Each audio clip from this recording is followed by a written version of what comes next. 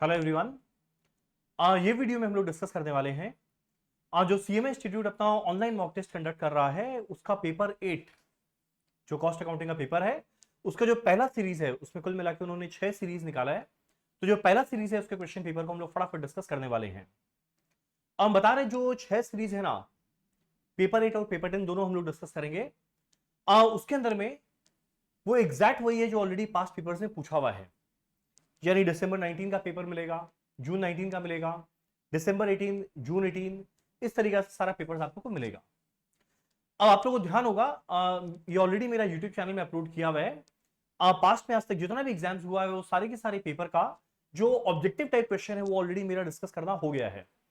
But still anyways हम लोग वापस से डिस्कस करेंगे, पर हर एक पेपर का हम लोग का जो 25 मार्क है वो ऑलरेडी डिस्कस करना हो चुका है। स्टिल एक और वापस डिस्कस करते हैं। और असिस एग्जाम हम लोग का ऑनलाइन मोड में रहेगा जहां पे पूरा पूरा लिखने का जरूरत नहीं है, एमसीक्यू पैटर्न में आ गया है। तब उस केस में हम लोग किस तरह से फास्ट कैलकुलेशन कर सकते हैं वो भी हम लोग जरूर देखेंगे। चलो स्टार्ट करते हैं हमारा कॉस्ट अकाउंटिंग पेपर 8 का सीरीज 1। चलो देखते हैं। सबसे पहले क्वेश्चन नंबर 1 है। अगर आप लोग क्वेश्चन पेपर का पैटर्न देखो तो सबसे पहले क्वेश्चन नंबर 1A 10 क्वेश्चन है, एक एक मार्क का वो रहेगा पूरा का पूरा एमसीक्यू। ठीक, नेक्स्ट क्वेश्चन नंबर 1 का पार्ट, क्वेश्चन नंबर 1B, ये हम लोग का रहने वाला है मैच द फॉलोइंग। ये हम लोग का रहेगा ट्रू फॉल्स, ये हम लोग का रहेगा फिल इन द ब्लैंक्स। ये एग्जैक्ट वही पैटर्न है जैसा हम लोग के एग्जाम में नॉर्मली पूछा जाता है। तो देखो ये 25 मार्क तो straight forward MCQ objective type question है जो हम लोग बहुत डिस्कस किए। अगर आप लोग नहीं किए तो आप लोग प्लीज मेरे यूट्यूब चैनल में जाके देखना, एक प्लेलिस्ट क्रिएट किया हुआ है सीएमए पेपर 8 पेपर 10 ऑब्जेक्टिव बोल के, वहां पे आप लोग ये सारा का सारा डिस्कशन जरूर मिलेगा। उसके बाद ये पूरा का पूरा पार्ट आता है क्वेश्चन नंबर 2 से लेके क्वेश्चन नंबर 5 तक, जो नॉर्मल हम लोग का सब्जेक्टिव क्वेश्चन रहता है एग्जैक्ट वही सेम क्वेश्चन है, बस खाली उसको पार्ट में ब्रेक कर दिया गया है। और लास्ट जो क्वेश्चन नंबर 6 है ये हम लोग का क्या रहेगा, थ्योरी का। चलिए काम करते हैं हम लोग, स्टार्ट करते हैं हमारा पहला क्वेश्चन, क्वेश्चन नंबर 1 का पार्ट ए। फटाफट देखते हैं क्या है।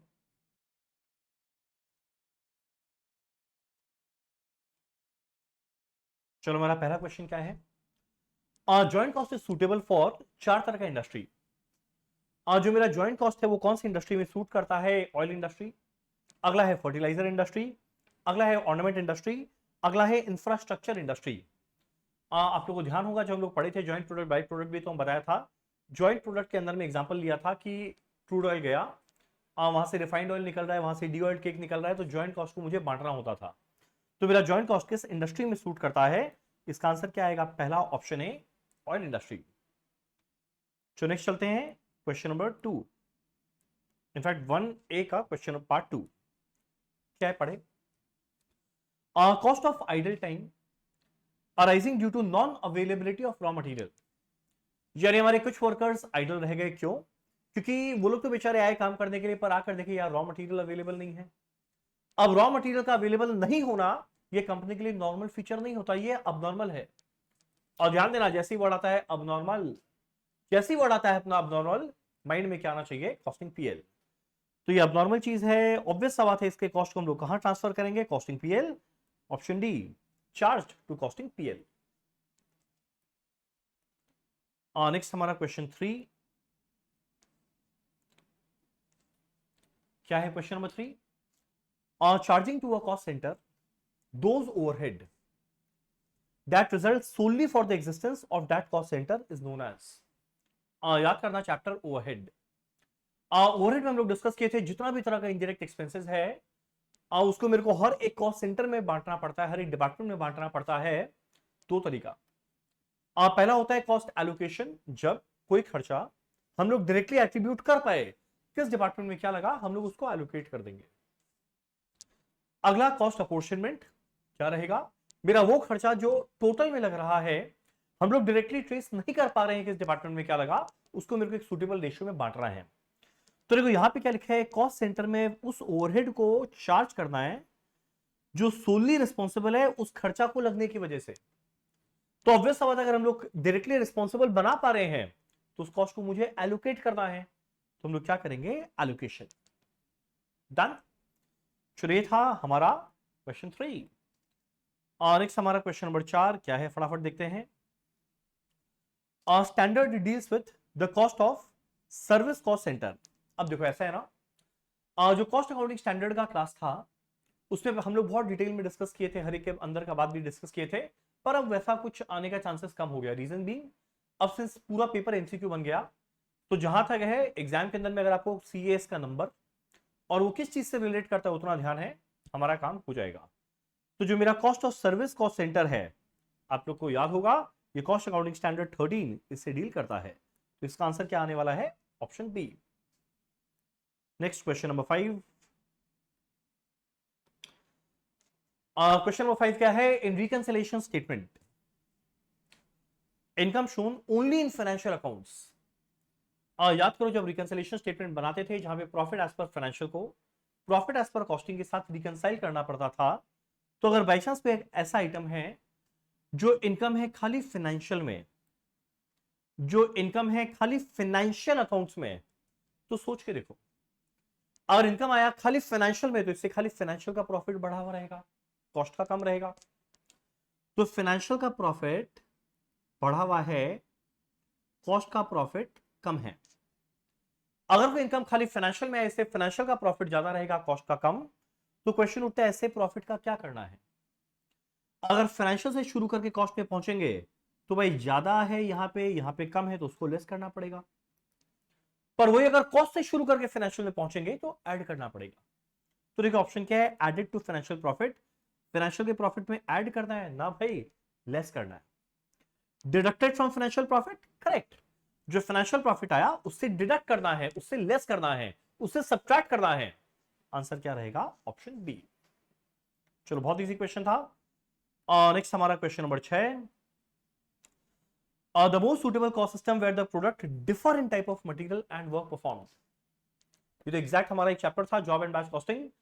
याद करना, जॉब कॉस्टिंग में हम एग्जांपल दिया था कि मान लो एक पर्टिकुलर कंपनी है जो अलग अलग तरह का चेयर बनाता है, और हर एक कस्टमर आता है और अपने रिक्वायरमेंट के हिसाब से, अपने स्पेसिफिकेशन के हिसाब से एक कस्टमाइज्ड चेयर बनवाता है, तो हर एक का कॉस्ट अलग रहेगा। तब इस तरह के इंडस्ट्री में हम लोग को हर एक जॉब में खर्चा क्या लगा वो आइडेंटिफाई करना जरूरी है, वहां पर क्या लगाएंगे, जॉब कॉस्टिंग। तो देखो most suitable cost system where product differ in type, जहां पे प्रोडक्ट डिफरेंट है in type of material and work performed, वहां क्या लगाएंगे, जॉब कॉस्टिंग। चलो परफेक्ट। और नेक्स्ट हमारा क्वेश्चन नंबर 7 क्या है, जरा देखते हैं। In a process, process costing क्या है। 10,000 units are introduced during a period. एक पीरियड में 10,000 यूनिट को इंट्रोड्यूस किए, 10% नॉर्मल लॉस हो गया। अच्छा चलो ठीक है, तो 10,000 का 10% नॉर्मल लॉस हो गया, मतलब 1,000 unit normal loss. Closing WIP 70% complete है, और जो कुल मिला के कितना यूनिट है, 1500 यूनिट। क्लोजिंग डब्ल्यूआईपी का 1500 यूनिट है, 70% कंप्लीट है। 7500 यूनिट्स वो are transferred to next process, अगले प्रोसेस में 7500 यूनिट गया। तो भाई एक बात सोच के देख, 10,000 यूनिट आया था, और ध्यान देना जैसी वर्ड क्लोजिंग डब्ल्यूआईपी आएगा, याद करना जैसी वर्ड क्लोजिंग डब्ल्यूआईपी आएगा मुझे बनाना पड़ता है 3 स्टेटमेंट, ठीक। और देखो यहां पर क्या निकालने बोला है, इक्विवेलेंट प्रोडक्शन कैलकुलेट करने बोला है, यानी पहला टेबल। अब 10,000 यूनिट आया, एकदम आया, यहां से कंप्लीट होके कितना निकला, 7500, कंप्लीट हुआ 7500, ठीक। क्लोजिंग डब्ल्यूआईपी कितना है, 1500 यूनिट, क्लोजिंग डब्ल्यूआईपी है 1500 यूनिट।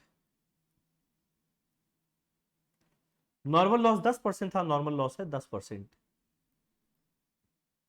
सबसे पहले देख जितना इनपुट आया और जो आउटपुट आया, क्या वो दोनों एक दूसरे के साथ मैच करता है।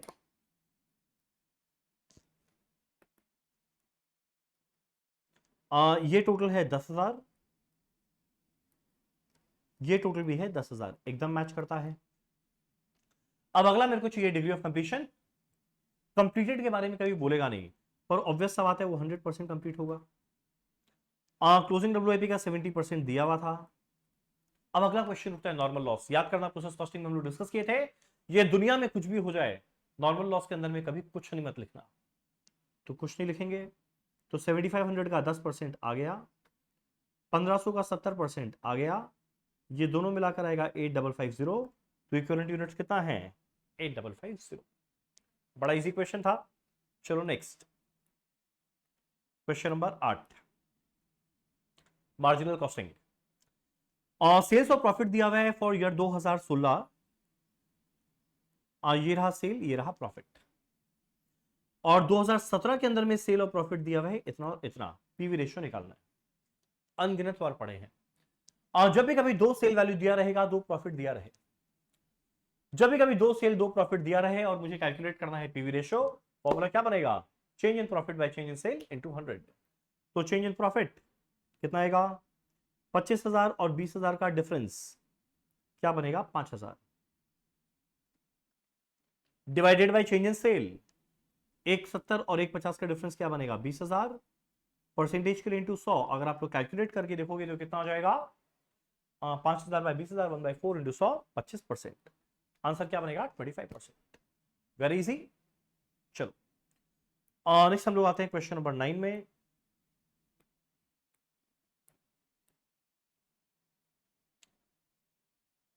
एक्चुअली इसका हम पीडीएफ बना लिया। बनाया क्या, मेरे एक स्टूडेंट ही मेरे को काफी हेल्प किया, इसने पीडीएफ बनाकर दे दिया। क्योंकि जब भी हम वेबसाइट में उसके साइट में जाके खोल रहा था, तो बड़ा टेक्निकल ग्लिच आ रहा था। खोल रहे हैं पेपर 8, उसमें दिखा रहा है लॉ का पहला क्वेश्चन। हम बोला यार ये कब से कॉस्ट में आ गया। वापस से खोल रहे हैं कॉस्ट का पेपर, अच्छा रहा है अकाउंट्स का अचानक से एक क्वेश्चन। तो बड़ा कंफ्यूजन था। तो हम बोला भाई तुम एक काम कर, मेरे को पीडीएफ बनाकर दे दे। तो मेरे को पीडीएफ बनाकर दे दिया। पर आप लोग जब सीरीज 1 करेंगे, आप लोग एग्जैक्ट यही सारा क्वेश्चन मिलेगा। चलो नेक्स्ट क्वेश्चन नंबर 9, क्या लिखा हुआ है?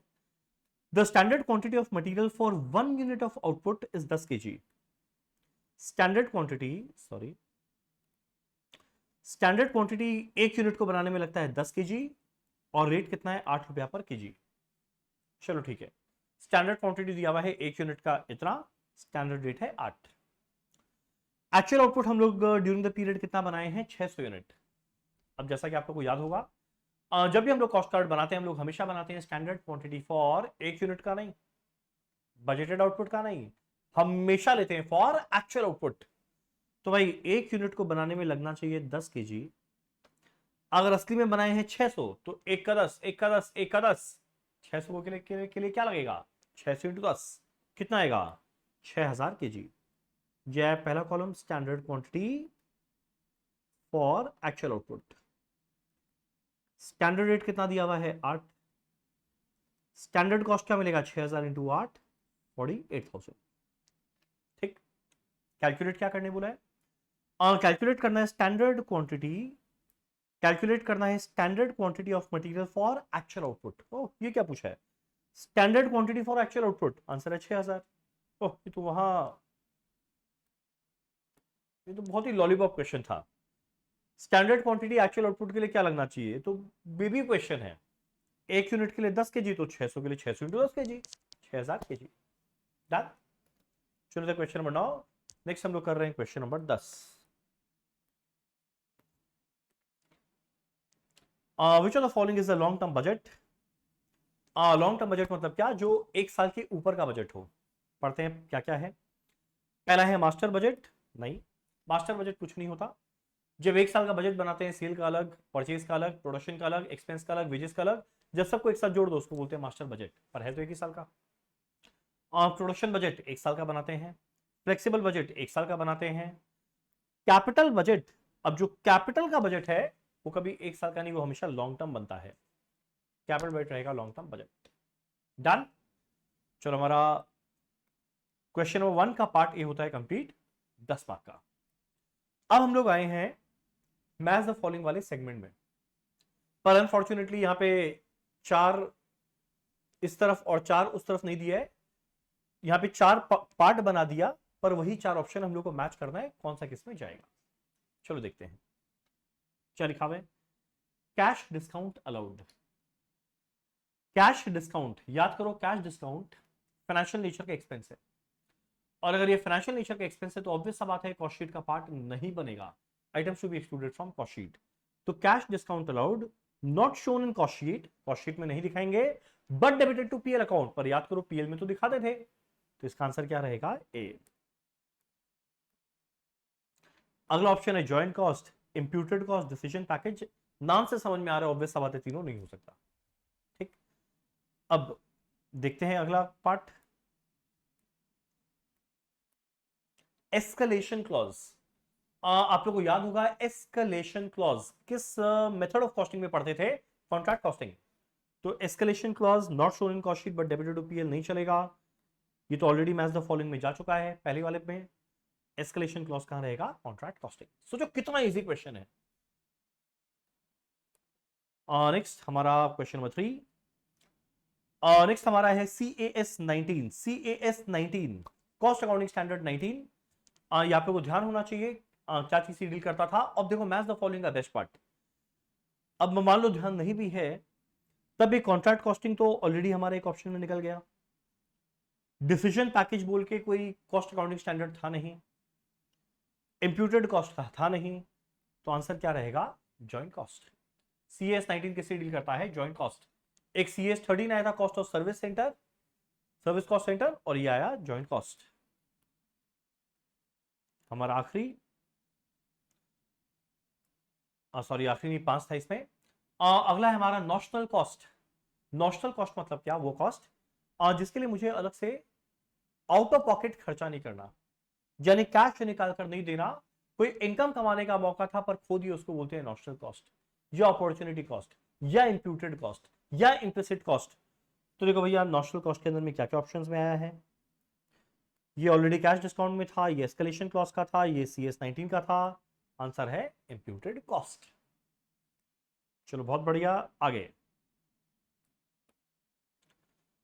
लास्ट में हमारा जीरो बेस्ड बजटिंग। ये हम लोग कॉस्ट के थ्योरी में पढ़े थे जब बजट चैप्टर का डिस्कस किए थे। अगर आप लोग नहीं पढ़े तो प्लीज आप यूट्यूब चैनल में जाकर देखना, कॉस्ट थ्योरी बोल के एक प्लेलिस्ट है उसमें आपको जरूर मिलेगा।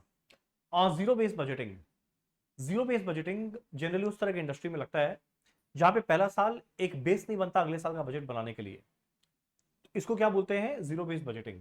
तो डिसीजन लेने में काम आता है। अब जीरो बेस्ड बजटिंग में क्या है? कॉन्ट्रैक्ट कॉस्टिंग नहीं, जॉइंट कॉस्ट नहीं, इंप्यूटेड कॉस्ट नहीं, ऑब्वियस सा बात है क्या है? Decision package.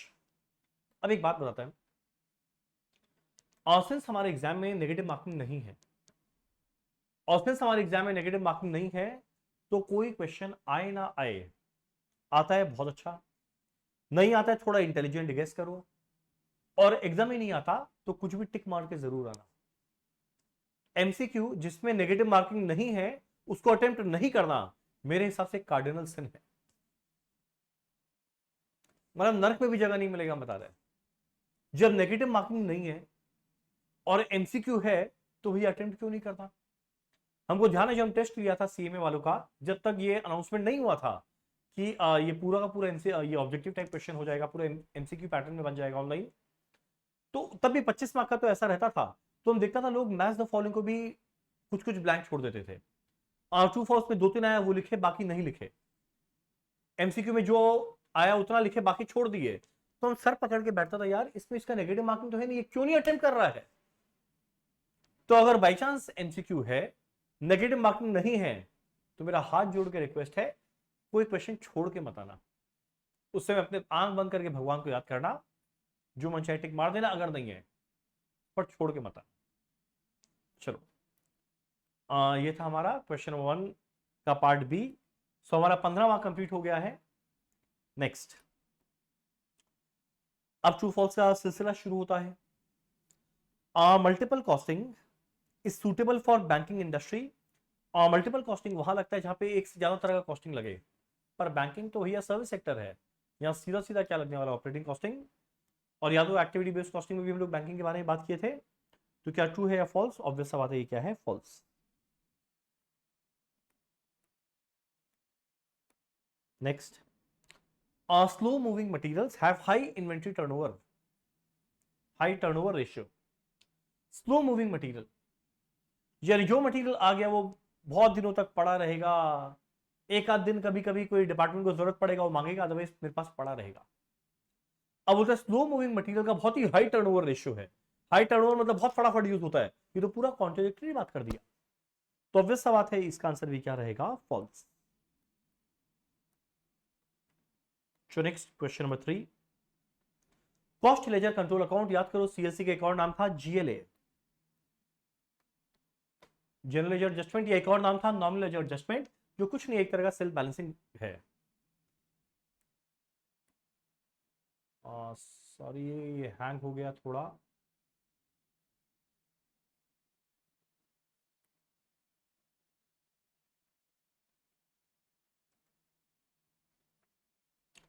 जो एक तरह का क्या है, सेल्फ बैलेंसिंग लेजर। अब क्या बोलता है, cost ledger control account makes the cost ledger self balancing, एकदम ट्रू। इसी के लिए तो जीएलए बनाया जाता है, ताकि जो डबल एंट्री एस्पेक्ट है उसको ये कंप्लीट कर पाए। तो ये क्या रहेगा, ट्रू। नेक्स्ट हमारा question 4, there is inverse relationship between batch size and carrying cost. Job and batch costing याद नहीं भी रहे, मटेरियल का ईओक्यू। क्या बोलते हैं, इनवर्स रिलेशनशिप है बैच साइज, यानी एक बैच में जितना यूनिट बनाते हैं उसके बीच और कैरिंग कॉस्ट के बीच में इनवर्स रिलेशनशिप है। इनवर्स रिलेशनशिप मतलब क्या, अगर मान लो हम लोग ज्यादा यूनिट बनाएंगे, एक बैच में ज्यादा यूनिट बनाएंगे, तो कैरिंग कॉस्ट बहुत कम लगेगा। या फिर अगर हम लोग कम यूनिट बनाएंगे तो कैरिंग कॉस्ट बहुत ज्यादा लग जाएगा। ये तो उल्टा बात कर रहा है, जितना ज्यादा यूनिट बनाएंगे उतना ज्यादा रेंट का खर्चा, उतना ज्यादा इंश्योरेंस का खर्चा, उतना डैमेजेस होने का चांस, उतना ऑब्सोलेंस होने का चांस। तो बैच साइज और कैरिंग कॉस्ट कभी इनवर्स नहीं, डायरेक्ट रिलेशनशिप में चलता है। तो ये क्या रहेगा, false. Next question number 5, marginal costing follows the identifiability wise classification of cost. Identifiability wise classification का मतलब क्या, जहां पे हम लोग आइडेंटिफाई करते हैं इस प्रोडक्ट में लगा या नहीं लगा। तो भाई जिस प्रोडक्ट में लगा उसको डायरेक्ट नेचर का बोल देते हैं, जो डायरेक्टली नहीं लगा उसको इनडायरेक्ट बोल देते हैं।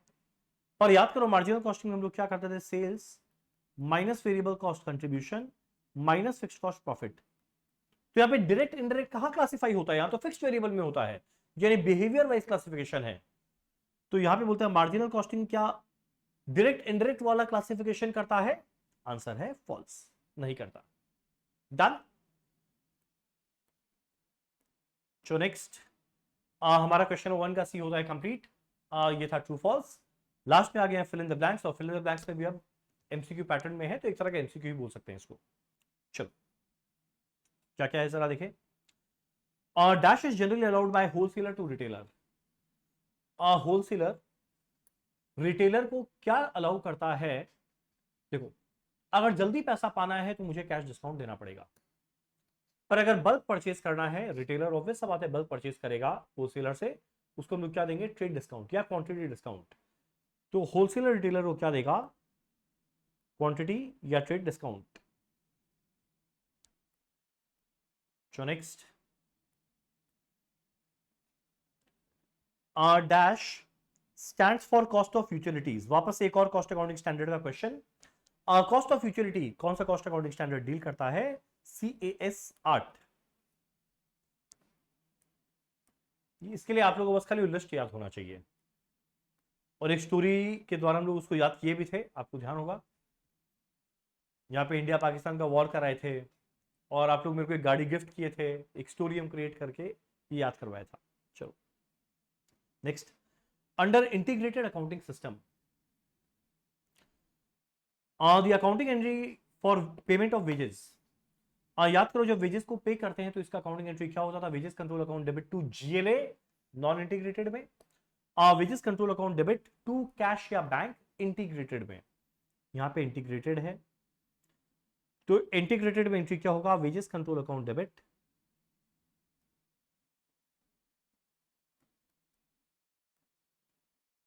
To cash. तो डेबिट किसको करना है, वेजेस कंट्रोल, आंसर क्या आएगा, ऑप्शन बी।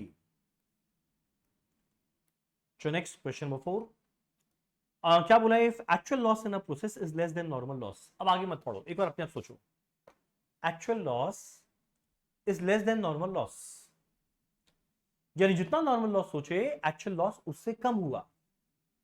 जितना सोचे अगर उससे कम लॉस हुआ तो ऑब्वियस सा बात है यहां पर क्या आ गया, अब नॉर्मल गेन। पर वही अगर नॉर्मल लॉस से ज्यादा लॉस हो जाता तो मेरा क्या आता, अब नॉर्मल लॉस। पर भाई यहां पे एक्चुअल लॉस नॉर्मल से कम हुआ है तो थोड़ा अब नॉर्मल गेन हो गया है। तो इसका आंसर क्या आएगा, ऑप्शन बी, अब नॉर्मल गेन।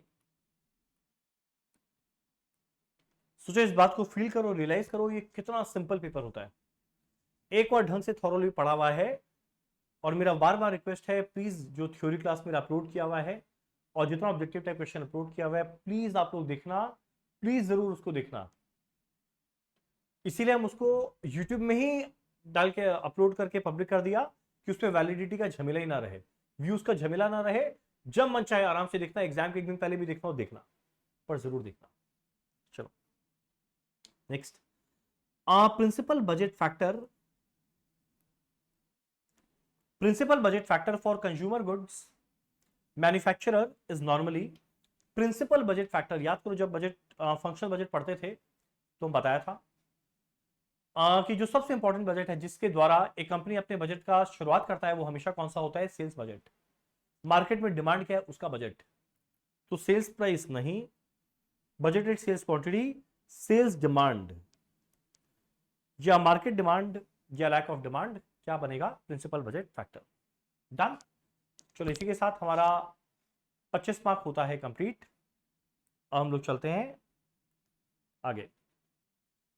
अब हम लोग स्टार्ट करें सब्जेक्टिव टाइप क्वेश्चन। अब लोग बहुत घबराए हुए थे कि सब्जेक्टिव का पूरा 100 मार्क का सर ऑनलाइन हो गया, सारा एमसीक्यू हो गया, अब क्या होगा क्या होगा, कुछ नहीं होगा, जो नॉर्मली होने वाला था वही होगा। अब क्वेश्चन नंबर 2 का एक और जरा अगर तुम लोग देखेगा तो सोचो इस टाइप का क्वेश्चन हम लोग कितना किए हैं। मटेरियल चैप्टर का क्वेश्चन है और ऐसा क्वेश्चन एग्जाम में आता जनरली 6 से 8 मार्क का। और आप लोग देखोगे क्वेश्चन नंबर 2 का पार्ट ए जो है ये 6 मार्क का है, इसमें 3 पार्ट बनाया है 2-2 मार्क का, बस वो करना है। चलो पढ़ते हैं क्या है। पहला लाइन हम हमेशा बोले ईओक्यू वाले के अंदर में पहला लाइन सबसे इंपॉर्टेंट होता है ढंग से पढ़ना। उससे मेरे को आइडिया लगता है वो जिस प्रोडक्ट के बारे में बात कर रहा है वो रॉ मटेरियल है या फिनिश गुड्स है। चलो, Tremlin limited manufactures a special product. Tremlin limited एक स्पेशल प्रोडक्ट बनाता है, मान लो ये प्रोडक्ट बनाता है, ये प्रोड्यूस कर रहा है एक प्रोडक्ट विच रिक्वायर्स टेंटू। नाम देखो टेंटू। ये कंपनी एक प्रोडक्ट बनाता है, इसको बनाने के लिए टेंटू लगता है। तो भाई फिनिश गुड्स को बनाने के लिए जो चीज लगता है वो रॉ मटेरियल है। तो यहां पे क्या बोला है, ट्रेमलिन लिमिटेड मैन्युफैक्चर करता है एक प्रोडक्ट विच रिक्वायर्स टेंटू, जिसको बनाने के लिए टेंटू लगता है। तो टेंटू क्या है, रॉ मटेरियल। पर वही अगर बाई चांस बोलता Tremlin limited manufactures a special product Tentu, कि ट्रेमलिन लिमिटेड एक स्पेशल प्रोडक्ट टेंटू बनाता है, तब टेंटू फिनिश गुड्स होता। पर यहां पे क्या बोलता है, एक प्रोडक्ट बनाता है जिसको बनाने में टेंटू लगा, माने ये रॉ मटेरियल है। अब क्या क्या दिया है जरा देखते हैं। Monthly demand of Tentu, raw material का ध्यान देना, मंथली डिमांड दिया है। पहले भाई देख ले कैलकुलेट करने क्या बोला हम लोग, ताकि वही सब देखेंगे। कैलकुलेट करने बोला है आर ओ क्यू यानी ई ओ क्यू, जिसके लिए ए चाहिए, ओ चाहिए, सी चाहिए। ध्यान देना मंथली डिमांड दिया हुआ है रॉ मटेरियल का, पर मेरे को चाहिए annual.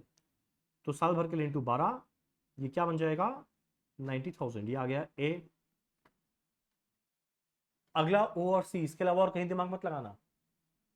Cost of placing an order, हर एक ऑर्डर को प्लेस करने का कॉस्ट, ये क्या आ गया है ओ। और रीऑर्डर पीरियड मतलब लीड टाइम, इसका ईओक्यू में कोई काम नहीं है। कॉस्ट पर यूनिट दिया हुआ है 60। आगे carrying cost percentage per annum है 10%, आपको याद होगा हम लोग डिस्कस किए थे। जब भी कैरिंग कॉस्ट रहेगा परसेंटेज में, इसको हम लोग हमेशा क्या चीज से मल्टीप्लाई करेंगे, कॉस्ट पर यूनिट वो है 60। 60 का 10% कितना बन जाएगा 6। तो भाई ये रहा ए, ये रहा ओ, ये रहा सी। कैलकुलेट करना है ईओ क्यू, फॉर्मूला क्या होगा, root over 2 into A into O divided by C. Calculate करके देखना है ये कितना आएगा। ये आया है 3872.98, 3872.98, यहां सब डेसिमल नहीं है, राउंड ऑफ है, तो 3873 आंसर हो गया ऑप्शन बी। Very easy. चलो नेक्स्ट। अब वही सेम क्वेश्चन चलेगा, अलग अलग पार्ट है। पहले वाले में जैसे ईओक्यू था, अब यहां पे जो बोले ना बस उस पर फोकस करो। Minimum stock level. Minimum stock level का पहले फॉर्मूला क्या था वो लिखेगा, उसके बाद ऊपर जाएगा। मिनिमम स्टॉक लेवल का फॉर्मूला क्या था? Reorder level. याद करो, मिनिमम स्टॉक लेवल वो स्टॉक लेवल है जो हम लोग का हमेशा मेंटेन करते हैं at all times under normal circumstance. तो स्टार्ट करेंगे आरओएल माइनस क्या करेंगे, normal consumption into normal lead time. ठीक। अब रीऑर्डर लेवल अगर दिया रहे तो बहुत अच्छा, नहीं दे तो याद करो रीऑर्डर लेवल का फॉर्मूला मैक्स इनटू मैक्स। अब मैक्सिमम कंजम्पशन क्या है, मैक्सिमम यूसेज ये रहा। मैक्सिमम लीड टाइम या रीऑर्डर पीरियड क्या है, 5 से 8 में 8, तो 750 into 8 minus normal into normal. Normal usage है 500,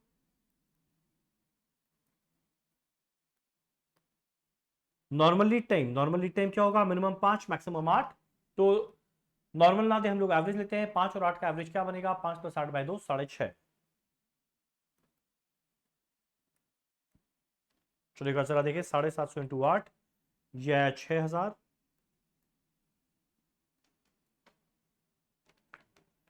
500 इंटू 6.5 यह 3250। कैलकुलेट करके देखते हैं कितना बन जाएगा, 2750 यूनिट्स। डन। चलो बहुत इजी था। वही सेम क्वेश्चन चल रहा है। देखो निकालने क्या बोला है, क्या निकालने बोला है, मैक्सिमम स्टॉक लेवल फॉर्मूला लिख दे। मैक्सिमम स्टॉक लेवल का फॉर्मूला था, स्टार्ट करेंगे आरओएल। याद करो स्टॉक रहेगा मैक्सिमम जब यूज रहेगा कम से कम, तो माइनस करेंगे minimum consumption into minimum lead time, plus करेंगे आरओक्यू या फिर ईओक्यू। आरओएल जस्ट पिछले वाले पार्ट में निकाले थे, कितना निकाले थे आरओएल भाई, आरओएल कितना था, 6000। चलो यहां लिखते हैं 6000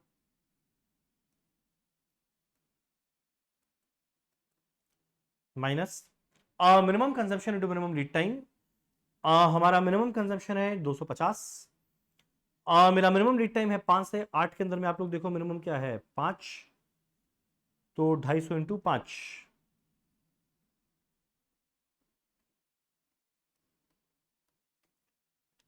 प्लस आरओक्यू या ईओक्यू हमारा पहला पार्ट में निकाले थे 3873। तो अगर आप लोग कैलकुलेट करो ये कितना बच जाएगा, 8623 यूनिट्स, 8623 यूनिट्स। डन। चलो चलो हमारा वो वाला क्वेश्चन खत्म होता है, 2 का पार्ट ए। तो देखो हम लोग यहां पे क्या क्या कर लिए, हम लोग ऑलरेडी 31 मार्क्स अटेम्प्ट कर चुके हैं। चलो अब हम लोग कर रहे हैं क्वेश्चन नंबर 2 का पार्ट बी, ये है 7 मार्क का। पढ़े क्या लिखा हुआ है, ये ओवरहेड का है। Sonata limited has 3 production departments and 2 service departments. ठीक है। The overhead distribution sheet showed the following total. Production department है 3, एबीसी जिसका ओवरहेड दिया हुआ है, सर्विस डिपार्टमेंट है 2, एसटी जिसका ओवरहेड दिया हुआ है। बहुत अच्छा बात है। क्या करना है, the company uses the simultaneous equation method for apportionment and distribution of cost of service department।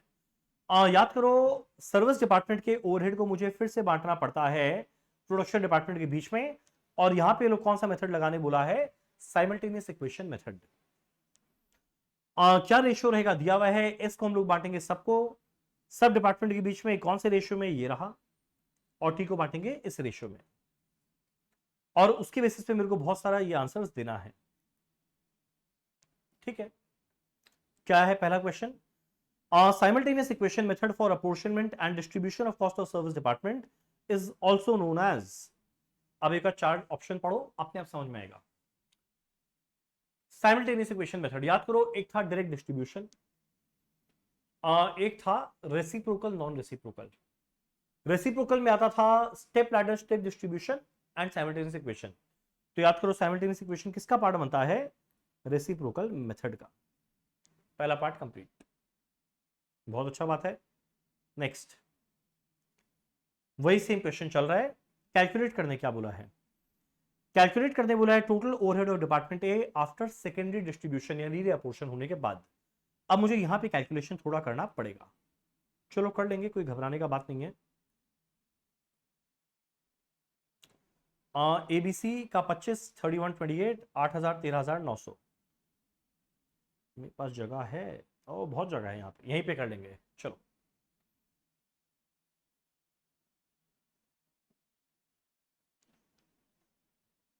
सबसे पहले 3 डिपार्टमेंट का नाम, ए बी सी एस और टी। अब सोचो अगर वही सब्जेक्टिव रहता, आपको पूरा फॉर्मेट बनाना पड़ता, statement presenting reapportionment of overhead using simultaneous equation method, भाड़ में गया। A B C S T लिख दिए। अब ओवरहेड आप लोग पूरा लिखते ऐसे, यहां पर हम शॉर्ट में ऐसे लिख दिए, ओवरहेड कितना कितना था, 25, 31, 28।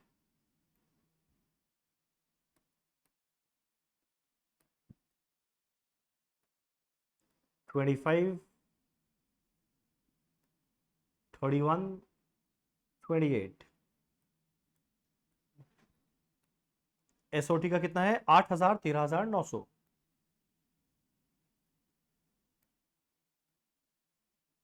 8,000, 13,900।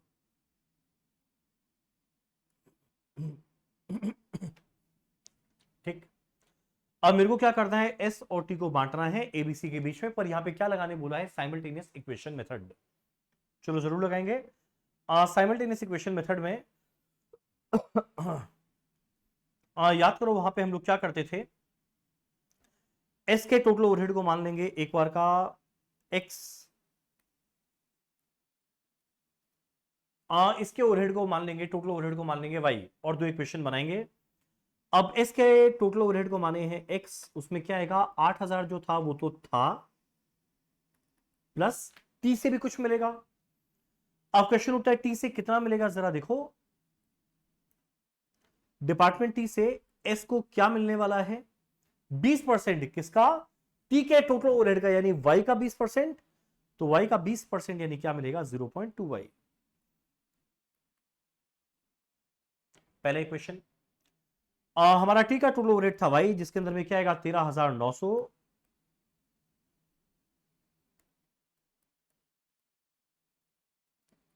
प्लस एस से भी कुछ मिलने वाला है।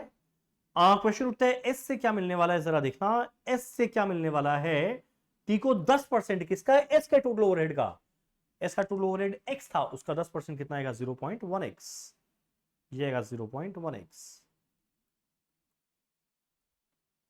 डन।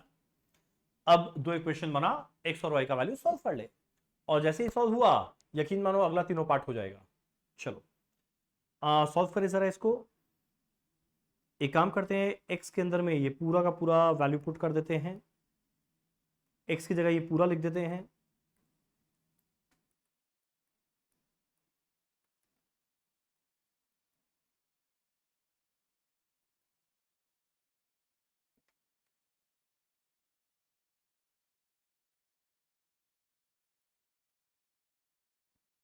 पॉइंट 1 इंटू 0.2 0.02 होता है। यहाँ बहुत लोग का मिस्टेक हो तो लोग 0.2 ही लिख देते हैं वापस।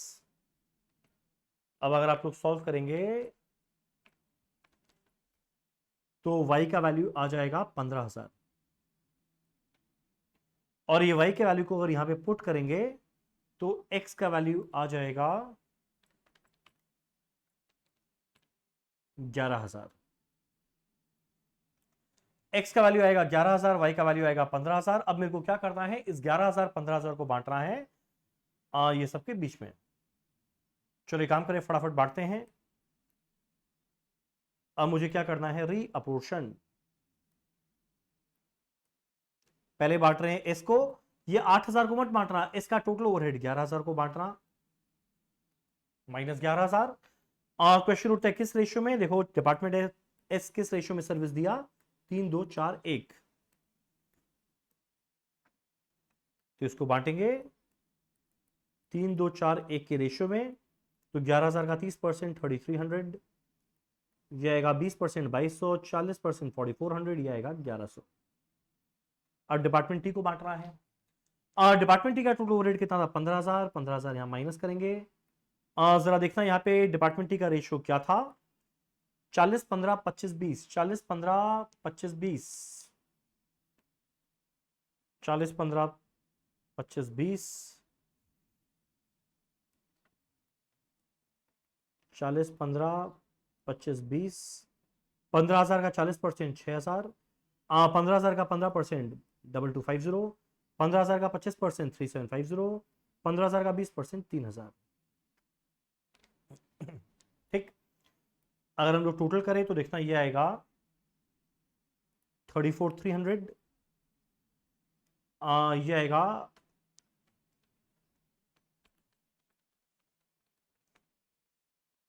35,450,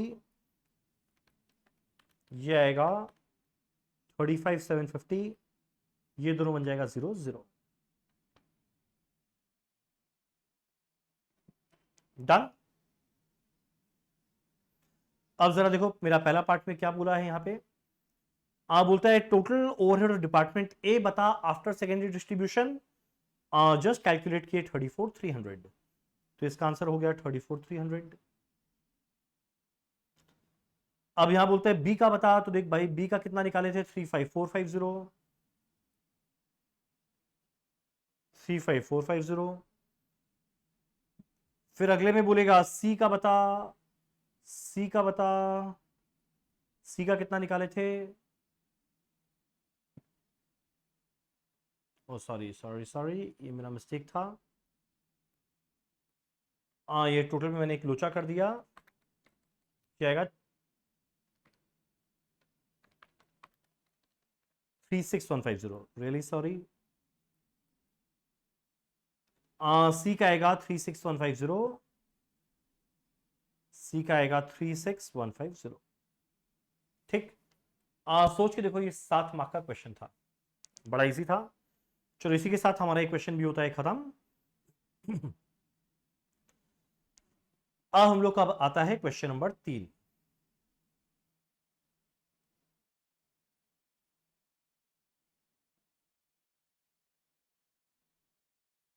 चलो क्या है question number 3? The following information is available from the financial books of FAQ Limited having a normal capacity of 60,000 unit for year ending 31st मार्च 2018। ये क्वेश्चन का नंबर देख के मुझे ध्यान आ गया, exact same question same number के साथ हमारा ऑलरेडी किया हुआ है कॉस्ट अकाउंटिंग रिकॉर्ड चैप्टर में। चलो एनीवेज यहां पे भी करते हैं, पढ़ लेते हैं। पहला लाइन में काम का बात क्या था? कैपेसिटी दिया हुआ है 60,000 यूनिट, ठीक है। करंट ईयर में सेल वैल्यू दिया हुआ है 10,50,000 यूनिट, कोई ओपनिंग कोई क्लोजिंग स्टॉक नहीं है, बहुत अच्छा बात। डायरेक्ट मटेरियल दिया हुआ है 5 lakh, direct wages 250, actual factory expense है 1,50,000 जिसमें 60% फिक्स्ड है यानी 40% वेरिएबल है। एक्चुअल एडमिनिस्ट्रेटिव एक्सपेंस है 45,000 जो कंप्लीटली फिक्स्ड है। Actual selling and distribution expense है 30,000 जो जिसमें 40% फिक्स्ड है। इंटरेस्ट एंड डिविडेंड रिसीव्ड है 15,000। On the basis of above information, you are required to answer the following question. पहला, profit as per financial books for year ending 31st मार्च 2018 कितना? Financial account के हिसाब से प्रॉफिट क्या आया? अब सोचो ये कितना टाइम सेव होने वाला चीज हुआ, ये ऑनलाइन एग्जाम। अगर वही मान लो एक प्रॉपर एग्जाम रहता तो मुझे यहां पे एक प्रॉपर पीएल अकाउंट बनाना पड़ता। Profit and loss account for year ending 31st March 2018, debit credit particulars amount rupees rupees rupees ये सब करके, जबकि यहां पे जो जो हम हाईलाइट किया बस उतना ही तो अमाउंट है। मुझे बनाना है फाइनेंशियल का पीएल। हम एक काम करते हैं, इसको करते हैं थोड़ा इधर और यहां बनाते हैं फाइनेंशियल का पीएल टी फॉर्म में। पहला है सेल वैल्यू 10 लाख, यहां लिख दिया 10 लाख। अब बाय सेल बोल के आपको क्यों दिखाने का जरूरत है?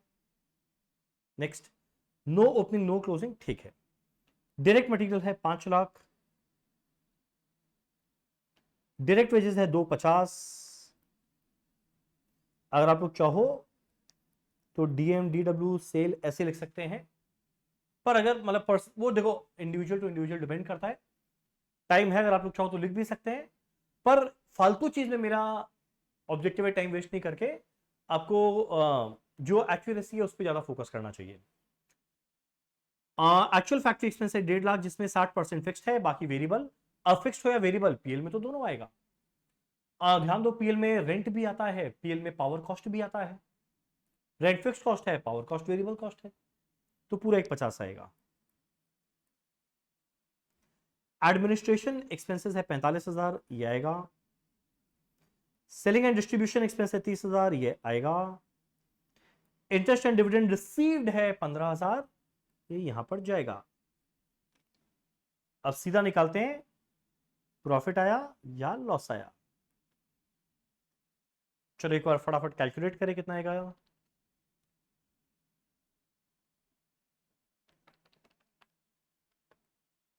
प्रॉफिट आया 40,000। तो मेरा पहला पार्ट क्या है, profit as per financial books कितना होना चाहिए, 40,000। बड़ा इजी। पर वही अगर ये पूरा क्वेश्चन रहता तो आपको इस तरीका से बनाने से काम नहीं चलता, आपको पूरा बनाना पड़ता, टाइम वेस्ट होता, पर होता उपाय नहीं है। चलो वही सेम क्वेश्चन है, वापस से पढ़ने में टाइम वेस्ट नहीं करेंगे, पार्ट 2 में निकालने क्या बोला वो देखते हैं।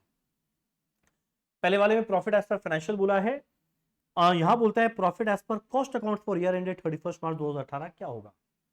अज्यूमिंग जितना भी इनडायरेक्ट एक्सपेंसेस है उसको एब्जॉर्ब कर रहे हैं on the basis of normal capacity, यानी जितना भी ओवरहेड है फिक्स्ड नेचर का उसको एब्जॉर्ब करना है कैपेसिटी के रेशियो में। चलो ठीक है। अब कॉस्ट अकाउंट का प्रॉफिट निकालना है, उसके लिए मुझे बनाना पड़ेगा कॉस्ट शीट। बना लेंगे, उसमें क्या घबराने का बात है, बनाएंगे।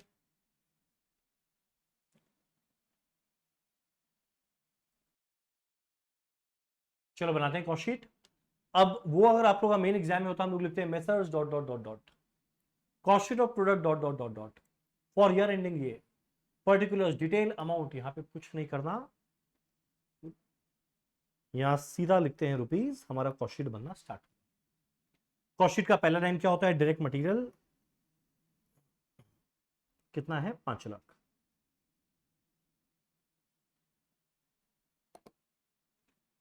नेक्स्ट है डायरेक्ट वेजेस कितना है, 250।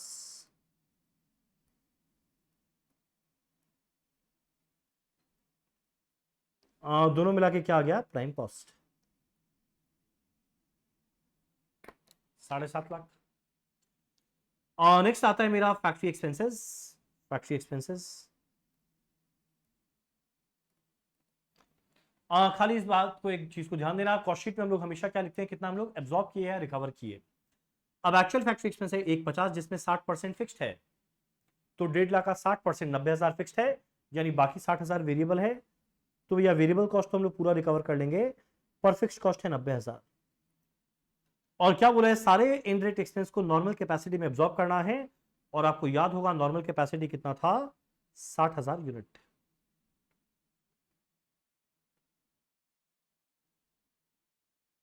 यानी शुरू में 90,000 सोचे, जब कितना यूनिट बनने वाला है 60,000, यानी पर यूनिट निकाले 1.5 रुपया करके एब्जॉर्ब करना है।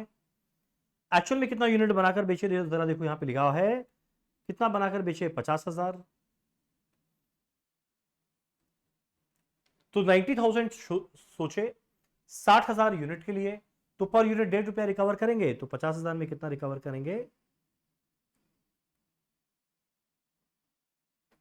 अगर आप लोग ये कैलकुलेट करोगे कितना आ जाएगा, 1,35,000।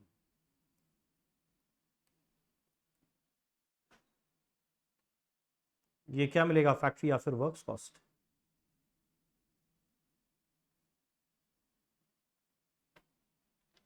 डन। नेक्स्ट हमारा एडमिनिस्ट्रेशन एक्सपेंस है 45,000, जो बोलते हैं पूरा फिक्स्ड नेचर का है। तो भैया पूरा फिक्स्ड नेचर का है, तो हम लोग एडमिन एक्सपेंस लेते हैं 45,000।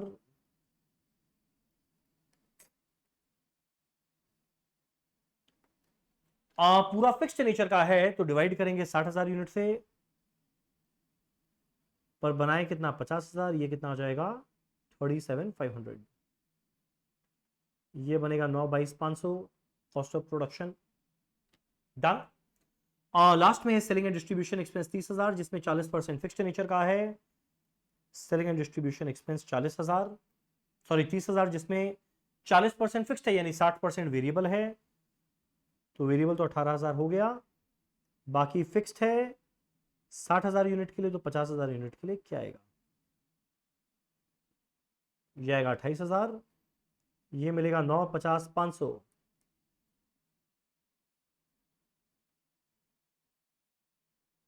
Cost of sale, sale value दिया हुआ है तो प्रॉफिट बन जाएगा बैलेंसिंग फिगर।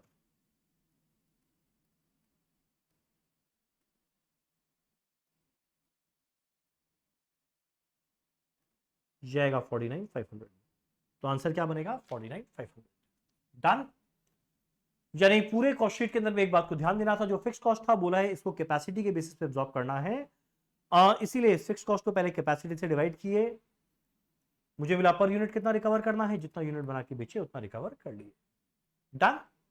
चलो नेक्स्ट यहां पे वही सेम क्वेश्चन चल रहा है। अब बोलता है factory expenses under charge in cost accounts for reconciliation statement कितना? फैक्ट्री एक्सपेंस अंडर चार्ज कितना रह गया? अच्छा जी, देखते हैं। खाली फैक्ट्री एक्सपेंस को देखना। एक्चुअल फैक्ट्री एक्सपेंस कितना लगा था? 150, पर रिकवर कितना किए हैं? 135। कितना कम रिकवर किए? 15,000। तो आंसर क्या बन जाएगा? 15,000। जस्ट इमेजिन करो अगर ये प्रॉपर क्वेश्चन होता, हमको एक रिकंसिलिएशन स्टेटमेंट पूरा बनाना पड़ता। यहां पे कोई झमेला ही नहीं है, लाइफ इज सिंपल। नेक्स्ट, अब आगे बोलता है administration expenses under charge in cost कितना रह गया? अब एडमिनिस्ट्रेशन एक्सपेंस का देख लेते हैं क्या रहा। एडमिन एक्सपेंस था 45,000, पर यहां पे रिकवर किए 37,500, यानी कितना कम रिकवर किए हैं? 45,000 माइनस 37,500, जो कितना बन जाएगा? 7,500। तो इसका आंसर क्या बन जाएगा? 7,500। Next, for the purpose of reconciling the profit as per cost accounts with the profit as per financial accounts, one of the following item would be added to profit as per cost। यानी जो मेरा profit आया हुआ है as per cost, उसमें हम लोग को एक चीज को ऐड करना पड़ेगा, तब फाइनेंशियल में पहुंचेंगे। कॉस्टिंग से फाइनेंशियल में जाएंगे, ऐड करना है, यानी कोई एक चीज है जिसकी वजह से कॉस्ट का प्रॉफिट कम, फाइनेंशियल का ज्यादा है।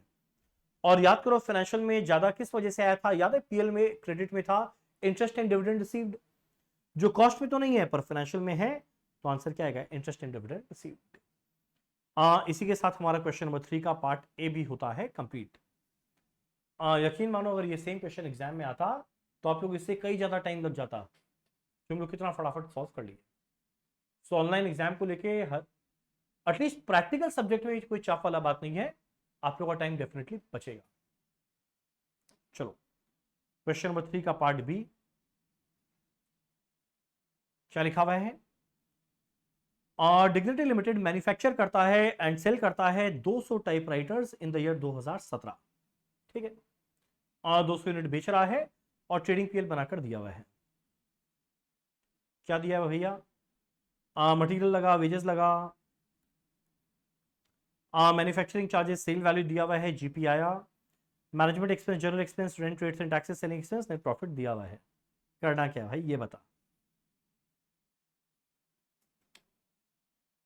फॉर द ईयर 2018, अगले साल के लिए कुछ कुछ चेंजेस आ रहा है। क्या आ रहा है? बोलता है 200 टाइपराइटर की जगह ये कितना टाइपराइटर बेचने वाला है? 300। ठीक है, जो मेरा मटेरियल का प्राइस है वो 25% बढ़ जाएगा एज कंपेयर टू पिछला साल। ठीक है, वेजेस पर यूनिट 10% बढ़ जाएगा। Manufacturing charges will increase in proportion to combined cost of material and wages, यानी मटेरियल वेजेस जोड़ के जितना कॉस्ट आया उस समय जो मैन्युफैक्चरिंग एक्सपेंस था वो उसी प्रोपोर्शन में बढ़ेगा। देखो मटेरियल वेजेस बढ़ा ना, तो पहले टोटल जितना था और अभी जितना टोटल है, जितना परसेंट ये बढ़ाना उतना ही मैन्युफैक्चरिंग एक्सपेंस भी बढ़ जाएगा। सेलिंग एक्सपेंस पर यूनिट रहेगा अनचेंज्ड यानी सेम, और other expenses will remain unaffected by the rise in output. बाकी सारा खर्चा अनअफेक्टेड यानी इसको कोई फर्क नहीं पड़ेगा, फिक्स्ड नेचर का है। On the basis of above information you are required to answer the following question. पहला, on preparation of a cost sheet for year 2017 show a profit per unit. बोलते हैं अगर दो, सॉरी ध्यान देना, ये सारा 2018 का था। बोलता है 2017 में प्रॉफिट पर यूनिट कितना आएगा। 2017 में प्रॉफिट पर यूनिट 45,000 का प्रॉफिट था, जब कितना यूनिट बेच रहे थे 200। तो प्रॉफिट पर यूनिट क्या आएगा 45,000 बाय 200। सोचो इतना लंबा चौड़ा क्वेश्चन था और ये पार्ट कितना लॉलीपॉप था। 45,000 बाय 200 कितना आएगा 225 रुपया पर यूनिट। टिक मार दो, बड़ा इजी था। अब वापस क्वेश्चन पढ़ने मत बैठ जाना, खाली निकालना क्या है। अब आगे बोलते हैं क्या निकालना है, expected material cost per unit for 2018। अब 2018 का मुझे ढंग से प्रॉपर कॉस्ट शीट बनाना पड़ेगा। तो चलो एक काम करते हैं, 2018 का ढंग से प्रॉपर कॉस्ट शीट बनाते हैं। पास पास में बनाते हैं 2017 2018 ताकि इजी रहे। और एक चीज हम आपको बार बार पूरे कॉस्ट में बोला, जैसे कोई फिक्स कॉस्ट रहेगा हमेशा टोटल में रखना, जैसे कोई वेरिएबल कॉस्ट रहेगा हमेशा पर यूनिट में रखना। फिक्स कॉस्ट में जो भी बदलाव आएगा हमेशा टोटल में आएगा, वेरिएबल कॉस्ट में जो भी बदलाव आएगा हमेशा पर यूनिट में आएगा। होपफुली आपको याद हो गया वाला बात। चलो मैं काम करते हैं, हम बनाते हैं 2017 एंड 2018 का।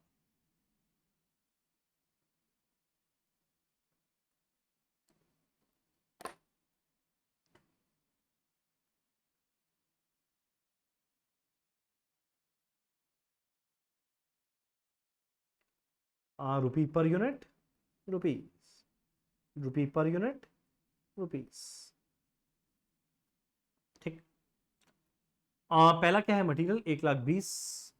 पहले फर्स्ट ईयर का लिख देते हैं।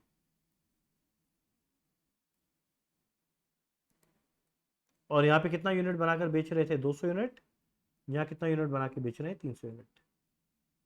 ठीक है ना।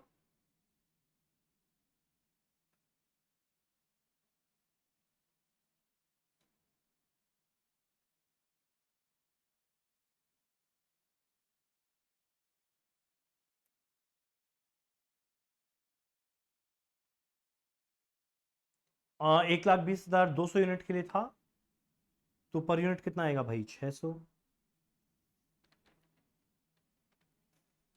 ठीक। मेरा वेजेस था 1,80,000। 1,80,000 200 यूनिट के लिए था, जाएगा 900 प्राइम कॉस्ट। मैन्युफैक्चरिंग ओवरहेड है 75,000।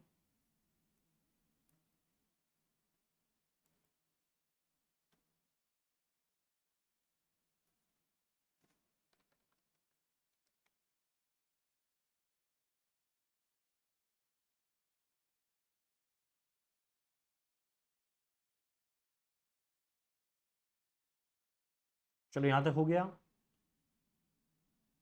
अब देखो ऐसा था ना, आपको याद होगा नीचे लिखा था ये सब के बारे में अलग से बोला था, सेलिंग के बारे में बोला था, और बाकी सब अदर एक्सपेंस यानी एडमिन एक्सपेंस बोल के निकल जाएगा। 90 + 30 1,20 और 15 1,35,000।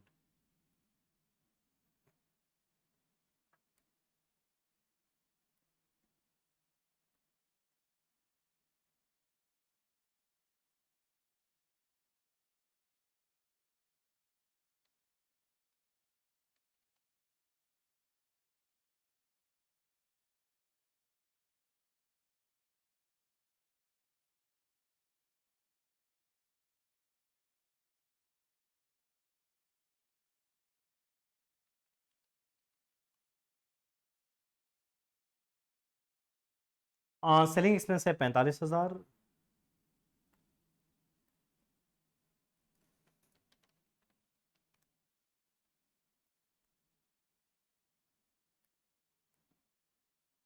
यह है मेरा टोटल कॉस्ट।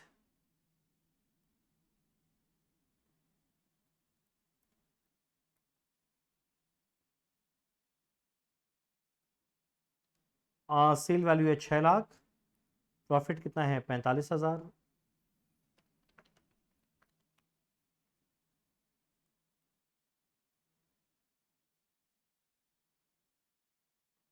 तो ये 2017 का। अब एक काम करते हैं हम लोग, अब बनाते हैं 2018 का। पहला था टाइपराइटर है 300, चलो ठीक है। मटेरियल देखो वेरिएबल नेचर का होता है, और अगर ये 25% बढ़ रहा है तो सारा वेरिएबल कॉस्ट को पर यूनिट बढ़ाते हैं, तो मटेरियल को 25% जो बढ़ाएंगे वो पर यूनिट बढ़ाएंगे।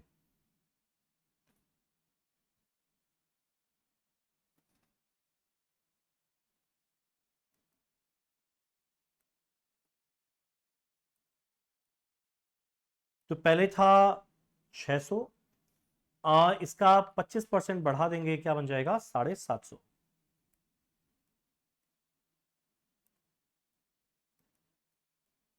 एक यूनिट के लिए 750, तो भाई 300 यूनिट के लिए कितना आ जाएगा, 2,25,000।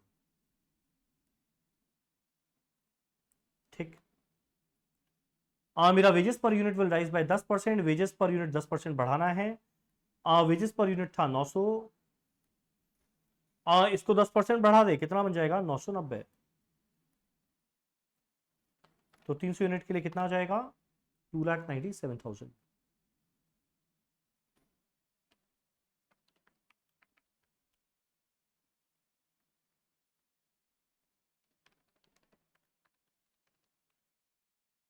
ये बनेगा 5,22,000। ठीक। मैन्युफैक्चरिंग एक्सपेंस के बारे में क्या बोला था, manufacturing charges will increase in proportion to combined cost of material and wages. यानी बोलता है भाई जितना मेरा मटेरियल वेजेस जिस प्रोपोर्शन में बढ़ा, उसी प्रोपोर्शन में मेरा मैन्युफैक्चरिंग एक्सपेंस भी बढ़ जाएगा। तो एक काम करते हैं ना, सीधा पहले परसेंटेज निकाल देते हैं। देखो मेरा मैन्युफैक्चरिंग एक्सपेंस 75,000 था जब मटेरियल वेजेस मिला के 3 लाख था, यानी कितना परसेंट आएगा, 75,000 डिवाइड बाय 3 लाख,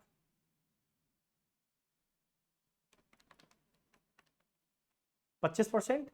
और बोलते हैं सेम प्रोपोर्शन में रह जाएगा, तो 5,22,000 का 25%, अगर हम लोग कैलकुलेट करें कितना बन जाएगा, 1,30,500।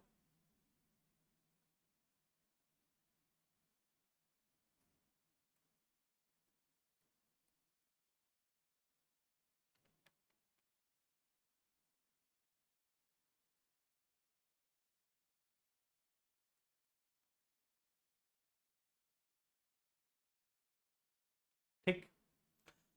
और मेरा अदर एक्सपेंस बोला रहेगा सेम इन टोटल में सेम रहेगा, यानी फिक्स कॉस्ट 1,35,000 सेम रहेगा। पहले 200 यूनिट के लिए था, अब ये हो गया 300 यूनिट के लिए, तो ये रेट हो जाएगा 450। 1,35,000 डिवाइड बाई 300। एक बार जरा इसको ऐड करके देखिए कितना आएगा, ये 2,625, ये बनेगा 7,87,500। सेलिंग एक्सपेंस के लिए बोला था, सेलिंग एक्सपेंसेस पर unit will remain unchanged. Selling expense पर यूनिट विल रिमेन अनचेंज्ड, यानी यहां पे था 225, यहां पे भी रहेगा 225। तो 300 यूनिट के लिए कितना आ जाएगा, 67,500। यह आएगा 2,850, यह आएगा 8,55,000। सेलिंग प्राइस पर यूनिट 300 था, तो ये बन जाएगा 9 लाख, ये बनेगा 45,000। तो मेरा प्रॉफिट आ जाएगा 150 रुपया पर यूनिट। डन। कितना सिंपल था ये। हम लोग ये बनाए, कोई भी वेरिएबल कॉस्ट आएगा पर यूनिट निकाल के इंक्रीज डिक्रीज, कोई फिक्स कॉस्ट आएगा टोटल में इंक्रीज डिक्रीज। चलो अब यहां पे क्या बोला है, सबसे पहले material cost per unit for 2018। अब सब आपको इस टेबल में मिल जाएगा। 2018 मटेरियल कॉस्ट पर यूनिट कितना आएगा, 750। तो इसका आंसर क्या आया, ए 750। क्वेश्चन सेम है, क्या पार्ट में बोला बस वो देखते हैं। Manufacturing expenses per unit 2018, manufacturing expenses per unit 2018, चलो देख लेते हैं। मैन्युफैक्चरिंग एक्सपेंसेस पर यूनिट 2018 कितना आएगा, 435। सीधा आंसर आएगा 435 रुपया per unit. Very easy. Next. Question से मैं क्या निकालना है, यहां बोलता है प्रोजेक्टेड सेल प्राइस फॉर 2018 बता to earn a profit of 10% on sale. बोलता है बताओ 2018 में सेल क्या होना चाहिए अगर इस कंपनी को कमाना है 10% ऑन सेल। 10% ऑन सेल का मतलब क्या, 10/100, 1/10 on sale, 1/9 on cost, 1/10 on sale, 1/9 on cost. तो भाई जितना प्रॉफिट था, जितना कॉस्ट था, बोलते हैं इसका 1/9 प्रॉफिट कमाना है, तो बताओ सेल क्या होगा। तो चलो 1/9 प्रॉफिट कमाना है, तो निकाले 8,55,000 डिवाइडेड बाय 9, कितना बन जाएगा ये 95,000। इसमें 95,000 ऐड करेंगे प्रॉफिट, तो सेल वैल्यू कितना बन जाएगा 9,50,000। तो सेल वैल्यू कितना आ जाएगा 950।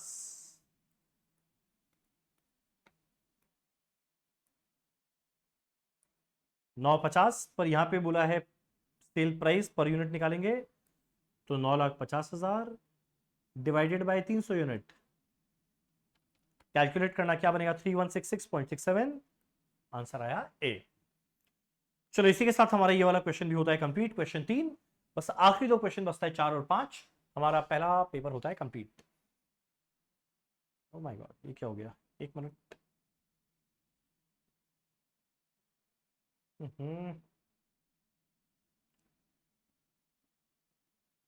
सो देखो अभी तक हम लोगों ने कितना कर लिया, 10,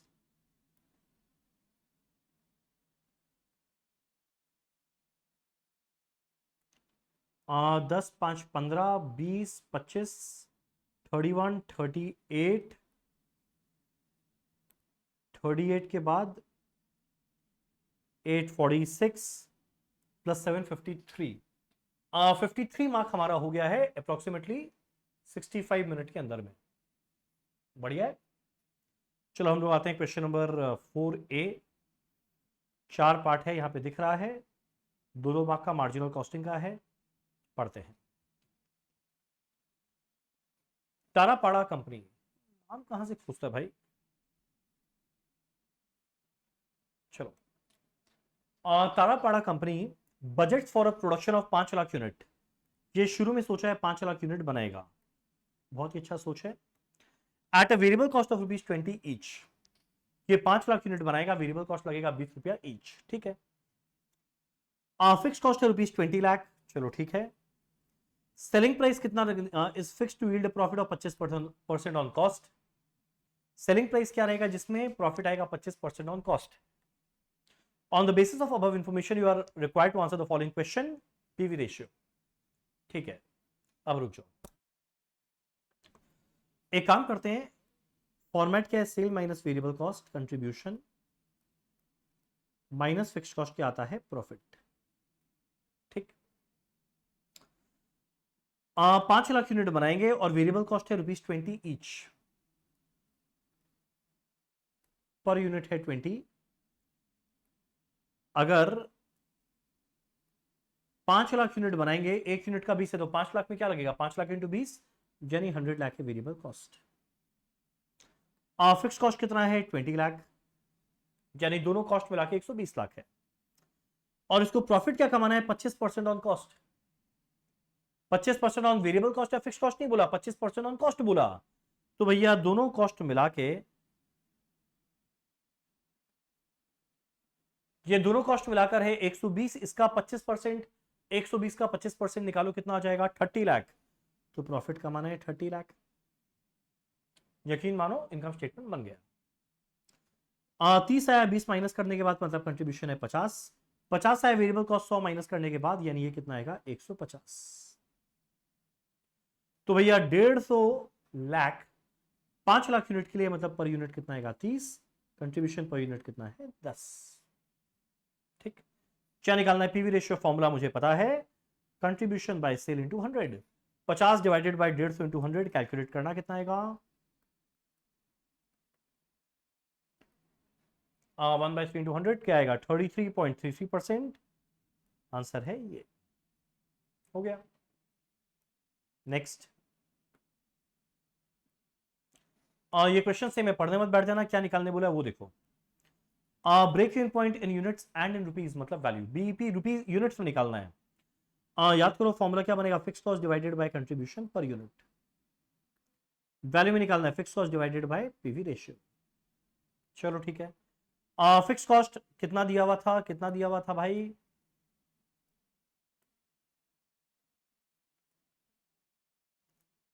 फिक्स कॉस्ट कितना दिया हुआ था 20 लाख, और कंट्रीब्यूशन पर यूनिट कितना है 10 रुपया। तो 20 लाख डिवाइड बाय 10 कितना आएगा, 2 लाख यूनिट।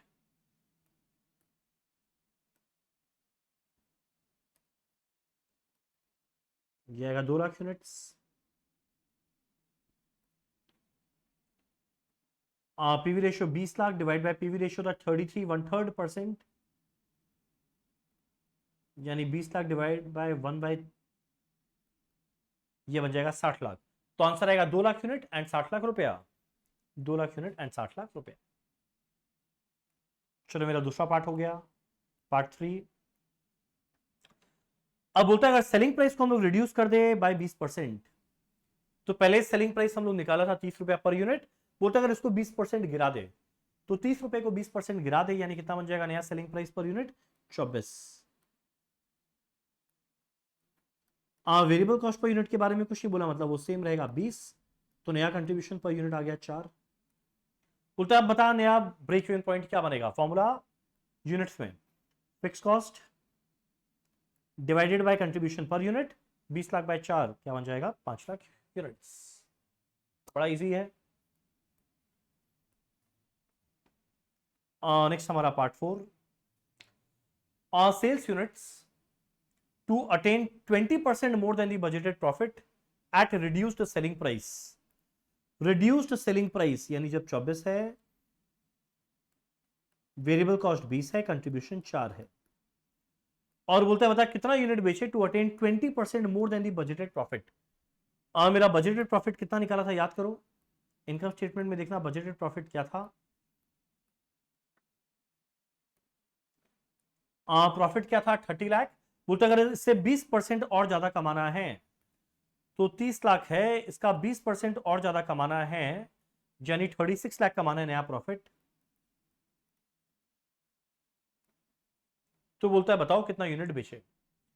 याद करो एक फॉर्मूला जो हम लोग जब पढ़े थे तो 100 बार रिपीट किया था। प्रॉफिट दिया रहे सेल निकालना है, सेल दिया रहे प्रॉफिट निकालना है, फॉर्मूला क्या होगा सेल्स का fix cost plus profit divided by units में निकालना है contribution per unit. Fix cost है 20 लाख, प्रॉफिट है 36 लाख, कंट्रीब्यूशन पर यूनिट है 4, 56 लाख बाय 4 कितना बन जाएगा 14 लाख यूनिट्स। डन। चलो इसी के साथ हमारा क्वेश्चन नंबर 4 का पार्ट भी होता है कंप्लीट।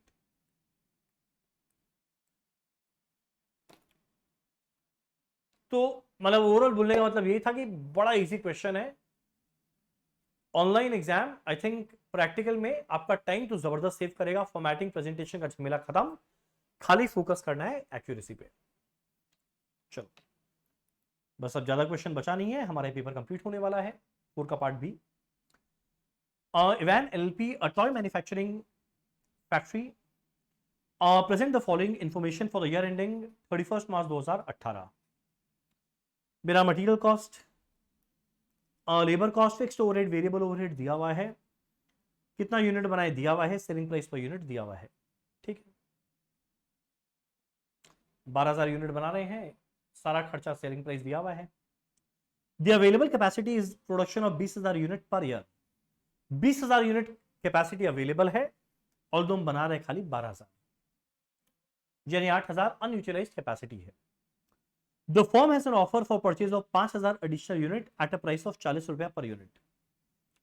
8,000 यूनिट का अनयूटिलाइज्ड कैपेसिटी था, तो एक ऑफर आया कि भाई 5,000 यूनिट हम आपसे खरीदेंगे, पर कितना में खरीदेंगे 40 में। पर याद करो एग्जिस्टिंग सेलिंग प्राइस 50 है, पर ये बोलता है 50 में नहीं लेंगे 40 में लेंगे। देख लेंगे कैलकुलेट करके, अगर प्रॉफिट बढ़ रहा है तो बुराई क्या है, कि वैसे ही खाली था, कुछ तो एक्स्ट्रा प्रॉफिट आए। It is expected that bye accepting this offer there will be a saving of ₹1 per unit in material cost on all units manufactured। बोलता है अगर हम 12,000 की जगह 5,000 और ज्यादा, यानी अगर 17,000 यूनिट बनाने लगे तो मेरा मटेरियल कॉस्ट पर यूनिट ₹1 से कम हो जाएगा on all the units manufactured. Economies of scale का बेनिफिट मिलेगा। मेरा fixed overhead will increase by 35,000, जो मेरा फिक्स्ड ओवरहेड है ये 35,000 रुपया बढ़ जाएगा, ठीक है। And overall efficiency will drop by 2%, overall efficiency 2% गिर जाएगा। अब जब एफिशिएंसी 2% गिरेगा, यानी वर्कर लोग को जितना पैसा मिलना चाहिए उससे उनको ज्यादा मिल जाएगा, पर काम उतना नहीं करेंगे, ठीक है। तो एक मटेरियल में चेंज आएगा, एक लेबर में आएगा, एक फिक्स्ड ओवरहेड में चेंज आएगा। क्या करना है, कैलकुलेट करना है contribution per unit and profit per unit without considering the additional unit, यानी ये सबको बिना कंसिडर किए आज के दिन कंट्रीब्यूशन पर यूनिट और प्रॉफिट पर यूनिट क्या है। यानी इसके लिए मेरे को मार्जिनल इनकम स्टेटमेंट का फॉर्मेट बनाना पड़ेगा। बनाते हैं, चलो एक काम करते हैं, फटाफट साइड में हम लोग बनाते हैं।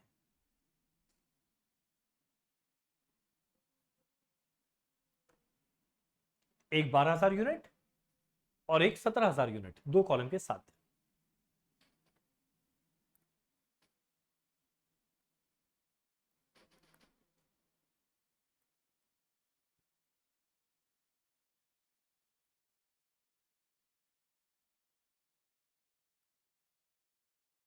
रुपी पर यूनिट रुपीस, रुपी पर यूनिट रुपीस। रुपी पर यूनिट मेरा वेरिएबल में काम आएगा, क्योंकि यहाँ वेरिएबल में थोड़ा बहुत चेंज हो रहा था। मेरा मटेरियल कॉस्ट, मेरा वेजेस का कॉस्ट, इसलिए। चलो स्टार्ट करना है। Sale value, selling price per unit था 50, यह 6 लाख रुपया। माइनस करना है वेरिएबल कॉस्ट। अब मेरा ये फिक्स्ड ओवरहेड को छोड़ के बाकी सारा ही वेरिएबल नेचर का है। मेरा मटेरियल, लेबर, वेरिएबल ओवरहेड सारा वेरिएबल नेचर का है। कितना कितना दिया हुआ है, 1, 20, 2, 40, 60।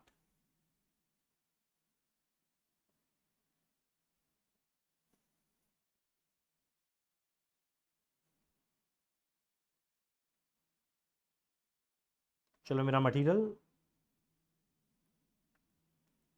1, 20, वेजेस है 240, मेरा वेरिएबल ओवरहेड है 60,000। तो भाई पर यूनिट निकाल ले, 1,20,000 12,000 यूनिट के लिए, यानी पर यूनिट 10, ये आएगा 20, ये आएगा 5। बड़ा इजी चल रहा है सब कुछ। ये मेरे को क्या मिल जाएगा, कंट्रीब्यूशन, ये बन जाएगा 15। ये कितना आएगा भाई, 3, 60, 4, 20, ये आएगा 1,80,000।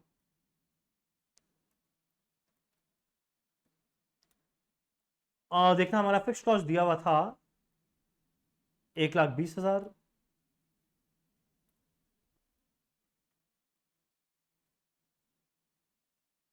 ये आएगा प्रॉफिट।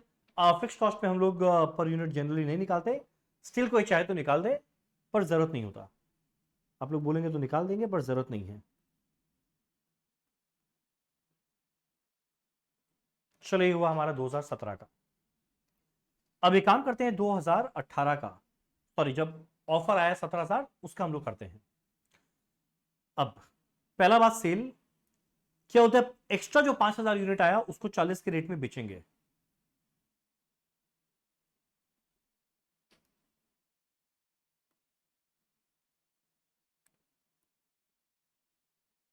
यानी 12,000 50 के रेट में बिकेगा, 5,000 40 के रेट में बिकेगा। 5,000 40 के रेट में बिकेगा, यानी 2 lakh. Existing sale value 6 lakh था, यानी टोटल सेल वैल्यू कितना बन जाएगा, 8 लाख।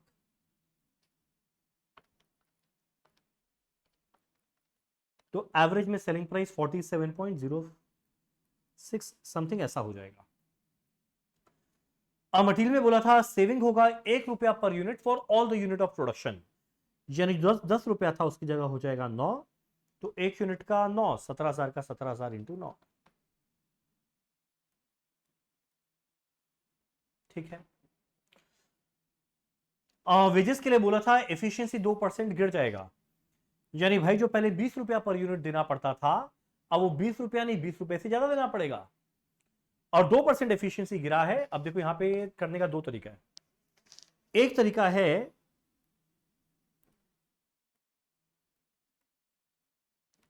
20 रुपया था, अब 2% ज्यादा देंगे, वो कर ले।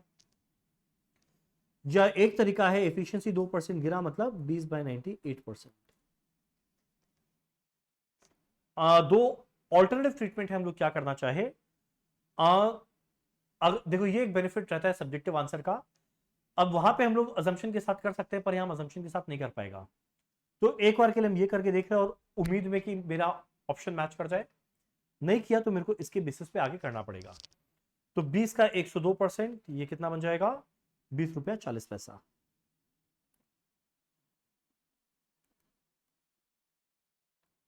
तो 17,000 यूनिट के लिए क्या बन जाएगा, 346,800। मेरा वेरिएबल ओवरहेड के बारे में कुछ नहीं बोला, मतलब एग्जैक्ट 5 रुपया पर यूनिट रहेगा, ये क्या बन जाएगा 85,000। सो अगर हम लोग कंट्रीब्यूशन निकाले तो भाई कितना आएगा,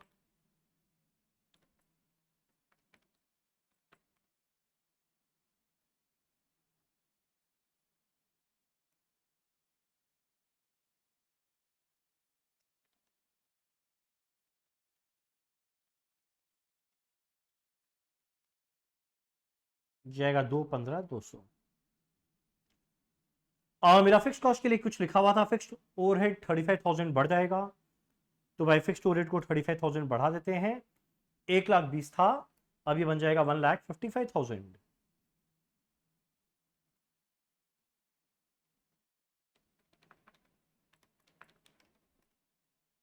जाएगा 60,200।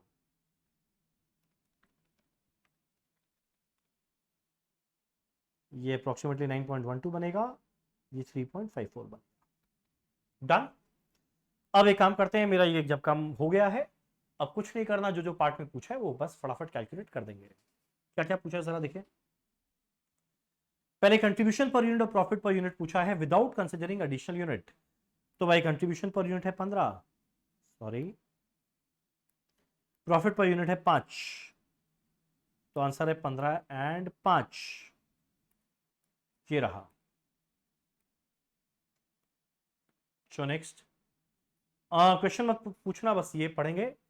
If the order is accepted, Ivan LLP will operate at कितना परसेंट कैपेसिटी। तो देखो भैया टोटल कैपेसिटी है 20,000, और अगर ऑर्डर एक्सेप्ट कर लिया मतलब ये 17,000 यूनिट बनाएगा, यानी कितना परसेंट कैपेसिटी में ऑपरेट करेगा, 17,000 डिवाइडेड बाय 20,000 परसेंटेज के लिए इंटू 100, ये कितना बन जाएगा 85%। तो इसका आंसर क्या बनेगा 85% capacity. Done. Next, if the offer for purchase of additional unit is accepted, then the contribution would be, मुझे नया वाला कंट्रीब्यूशन दे चाहिए। तो भैया नया वाला कंट्रीब्यूशन कितना था, देखो निकाले थे। नया वाला कंट्रीब्यूशन था 215,200। इसका आंसर क्या आ जाएगा 215,200।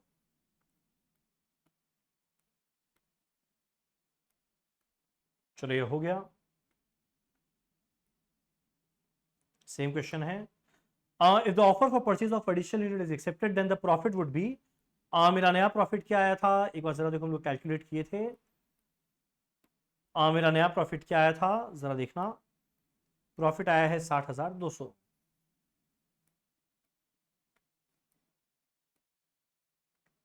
चलो 60,200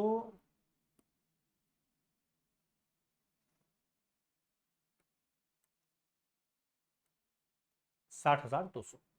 डन। बस यहीं तक था हमारा एक क्वेश्चन। इसी के साथ हमारा क्वेश्चन नंबर 4 भी कंप्लीट होता है। हम लोग आगे अपना हमारे आखिरी क्वेश्चन, क्वेश्चन नंबर 5 में। दिखने के साथ समझ में आ रहा है, स्टैंडर्ड कॉस्टिंग का क्वेश्चन है। लेबर कॉस्ट वेरिएंस का क्वेश्चन दिख रहा है, स्किल्ड, सेमी स्किल्ड, अनस्किल्ड। पढ़ लेते हैं क्या है। The details regarding the composition and weekly wage rate of labor force of Carry LLP engaged on a job scheduled to be completed in 30 weeks are as under.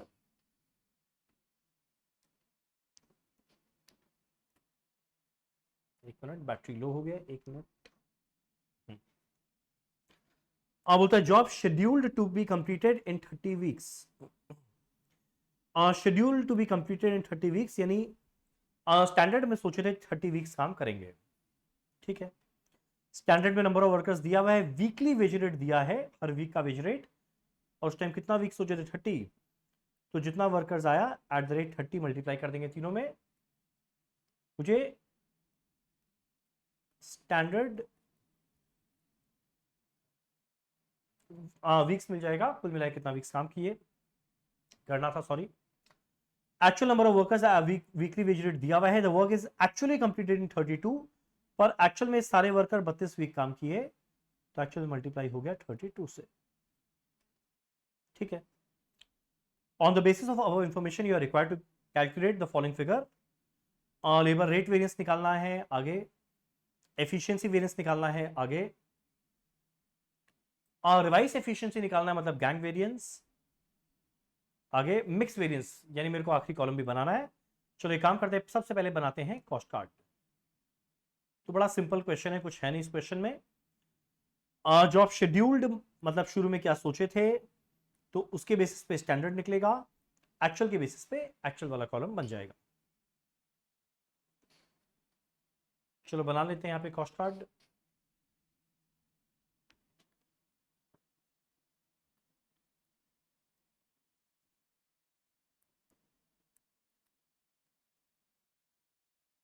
Standard week, standard rate, standard cost, actual week, actual rate, actual cost.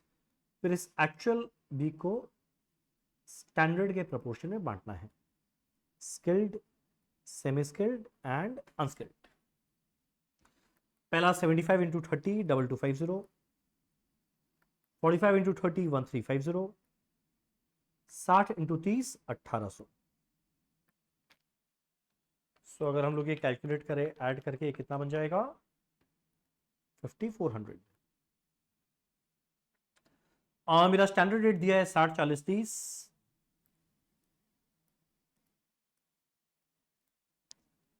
चलो फटाफट multiply करके निकाले कितना आएगा standard cost.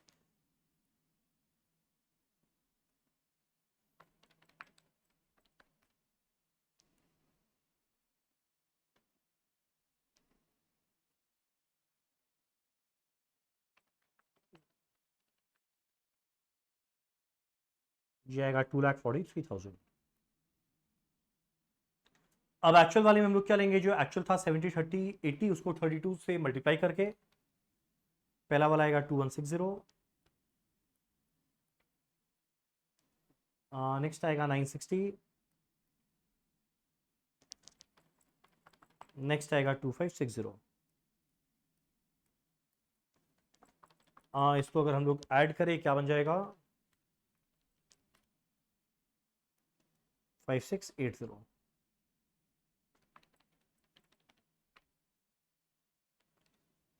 एक minute, शायद मैंने कुछ गड़बड़ किया है, सॉरी, ये 2240 है।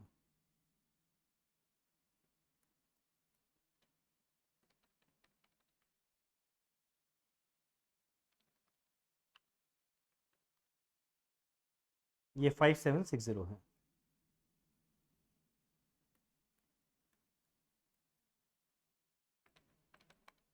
ठीक।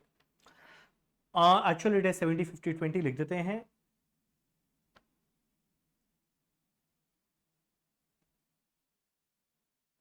आ 70 50 20,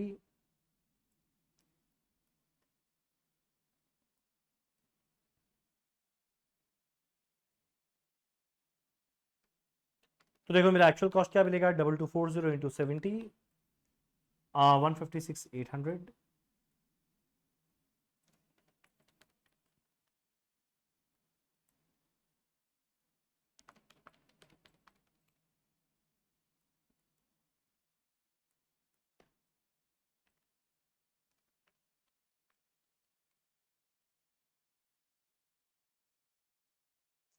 ठीक। सिंस यहाँ पे रिवाइज्ड एफिशिएंसी मिक्स बोला है, तो मेरे को इस एक्चुअल वाले को लेना पड़ेगा और स्टैंडर्ड के रेशियो में बांटना पड़ेगा। ये कितना है 5760, सॉरी स्टैंडर्ड के रेशियो में बांटना पड़ेगा। स्टैंडर्ड का रेशियो क्या है 75 45 60,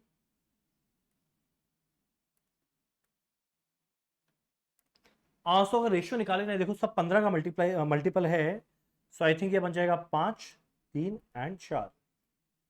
5-3-4 की रेशियो में बांट देंगे तो 5-3-8-4-12, आई थिंक ये आएगा 2400, ये आएगा 1440, ये आएगा 1920।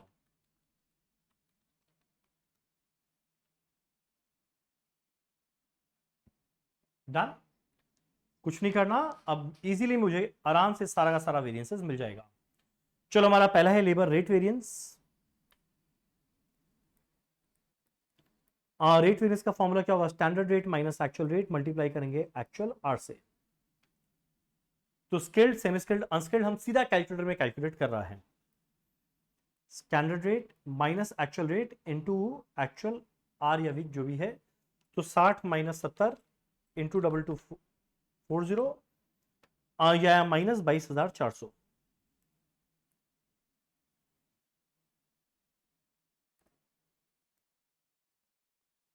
स्किल्ड का आया दूसरे वाले का 40 माइनस 50 इंटू 960 माइनस 9600। अनस्किल्ड का 30 माइनस 20 इंटू 2560 25,600 प्लस में। ये कैलकुलेट करना सब मिलाकर आएगा 6,400 माइनस में, मतलब एडवर्स।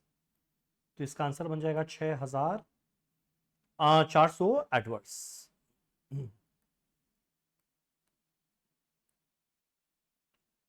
नेक्स्ट मुझे कैलकुलेट करना है labour efficiency variance. Standard R minus actual R multiply करेंगे हमेशा स्टैंडर्ड रेट।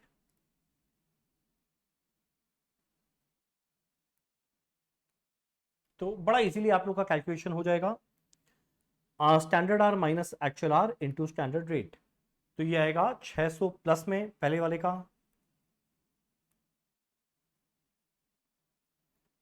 दूसरा वाले का क्या आएगा 1350 माइनस 960 इंटू स्टैंडर्ड रेट है 40, ये आएगा 15,600 प्लस में, 1800 माइनस 2560 इंटू 30, ये आएगा माइनस 22,800। तो तीनों को ऐड कर दो, क्या बन जाएगा माइनस 6600, यानी ये भी किस में आया एडवर्स। तो जो लेबर एफिशिएंसी वेरिएंस है 6600 एडवर्स। तो बड़ा इजी है, यानी एक और कॉस्ट कार्ड बना, आगे फिर क्वेश्चन में कुछ नहीं था। नेक्स्ट हमारा लेबर रिवाइज एफिशिएंसी यानी गैंग वेरिएंस, और लास्ट में मिक्स वेरिएंस। याद करो इसी को मुझे दो पार्ट में ब्रेक करना है। जो आखिरी कॉलम को हम लोग माइनस करते थे उसी को प्लस करते थे और फिर कैलकुलेशन करना है।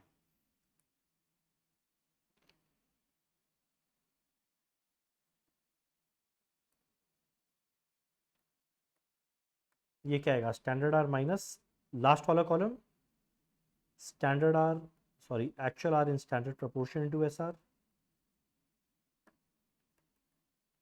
मिक्स वेरिएंस क्या आएगा actual R in standard proportion minus actual R into SR. ठीक, सिंपल वैल्यूज पुट करना है, वैल्यू पुट करते ही मेरे को आंसर मिल जाएगा। चलिए काम करें, फटाफट कैलकुलेट करें। 2250 माइनस 2400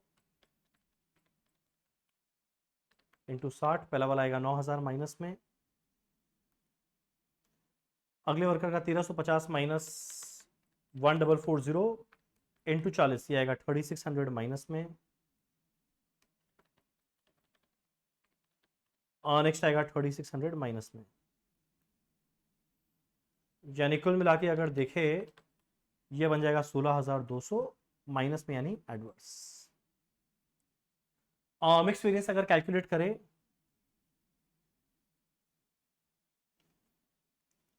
दिस माइनस दिस,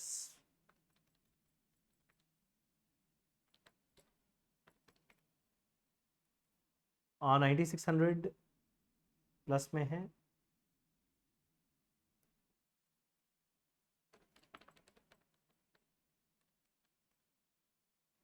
और 19200 प्लस में है, 19200 माइनस में है, यानी ये क्या आएगा 9600 फेवरेबल प्लस में। तो 16,200 एडवर्स, 9,600 फेवरेबल। फटाफट करते हैं, ये आएगा 16,200 एडवर्स और ये बन जाएगा 9,600, सॉरी एडवर्स नहीं, फेवरेबल। डन। चलो इसी के साथ हमारा एक क्वेश्चन होता है कंप्लीट। हम लोग कर रहे हैं इस पेपर का आखिरी क्वेश्चन, उसी के साथ ये हमारा पूरा पेपर का डिस्कशन होता है कंप्लीट। चलो हम लोग करते हैं हमारा आखिरी क्वेश्चन, क्वेश्चन नंबर 5 का पार्ट बी, जो बहुत ही इजी क्वेश्चन है, बस खाली एक लाइन समझने का है, वो समझ गए काम हो गया। चलो पढ़ते हैं। क्या लिखा हुआ है, नानी एलएलपी, ये लोग नाम गजब गजब खोज के लाया है। नानी LLP produces a standard product. The estimated cost are given below. Raw material cost है 10 रुपया पर यूनिट, वेजेस लगता है 8, डायरेक्ट एक्सपेंस लगता है 2, वेरिएबल ओवरहेड लगता है 3, यानी कुल मिला के आया हुआ है 23। ठीक है, बस खाली ये एक लाइन समझना है।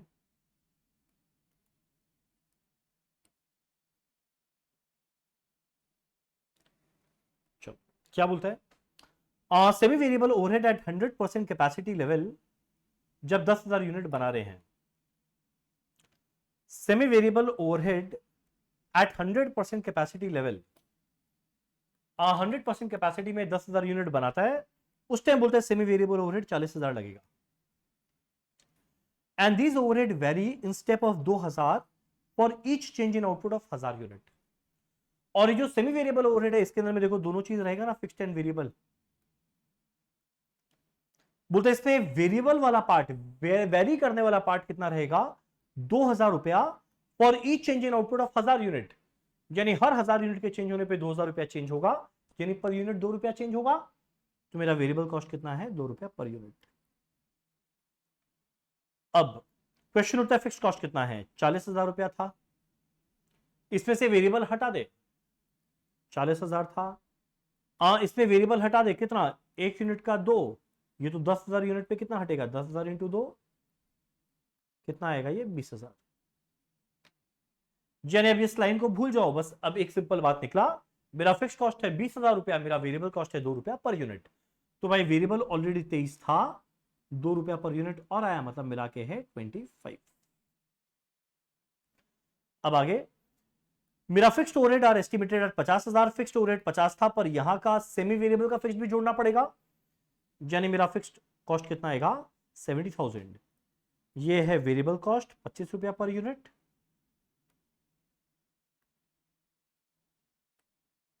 एंड मेरा फिक्स्ड कॉस्ट कितना है, 70,000।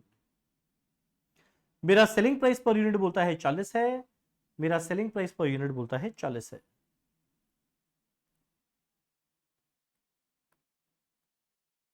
ठीक है, 3 इंफॉर्मेशन हो गया, बाकी पूरा क्वेश्चन हटाओ। Answer the following questions on the assumption that a flexible budget is prepared at 50, 70, 90% level of activity. तो देखो भैया एक बात तो क्लियर है, 100% कैपेसिटी में 10,000 यूनिट था, तो 50% में कितना आएगा, 5,000 यूनिट, 70 में कितना आएगा, 7,000 यूनिट, 90 में कितना आएगा, 9,000 यूनिट। निकालना क्या है, पहला पार्ट, मेरा total of fixed overhead, total of fixed overhead कितना है, 70,000, 50,000 था, और ये सेमी वेरिएबल ओवरहेड के अंदर में भी 20,000 फिक्स्ड ओवरहेड था, तो इसका आंसर कितना आ जाएगा, 70,000। तो मेरा फिक्स्ड ओवरहेड आया 70,000। नेक्स्ट क्वेश्चन मत पढ़ना, क्या निकालना है वो देखो। प्रॉफिट कैलकुलेट करना है 50% कैपेसिटी, ओके, प्रॉफिट कैलकुलेट करना है 50% कैपेसिटी यानी 5,000 यूनिट पे, कैसे मिलेगा, 3 information, selling price per unit है 40, मेरा वेरिएबल कॉस्ट पर यूनिट है 25, यानी कंट्रीब्यूशन पर यूनिट आएगा 15, फिक्स कॉस्ट है 70,000, मेरा कंट्रीब्यूशन पर यूनिट आएगा 15, तो भाई 50% मतलब 5,000 यूनिट में कंट्रीब्यूशन क्या आएगा, 5,000 इंटू 15, कंट्रीब्यूशन माइनस कर दे फिक्स्ड कॉस्ट, प्रॉफिट क्या बन जाएगा, 5,000। हो गया काम। नेक्स्ट, अब आगे बोलता है 70% कैपेसिटी यानी 7000 यूनिट पे प्रॉफिट, पर यूनिट कंट्रीब्यूशन 15 था, तो 7000 यूनिट पे 7000 इंटू 15 कंट्रीब्यूशन आया, माइनस कर दे फिक्स कॉस्ट, ये बनेगा 35,000 रुपया, काम हो गया।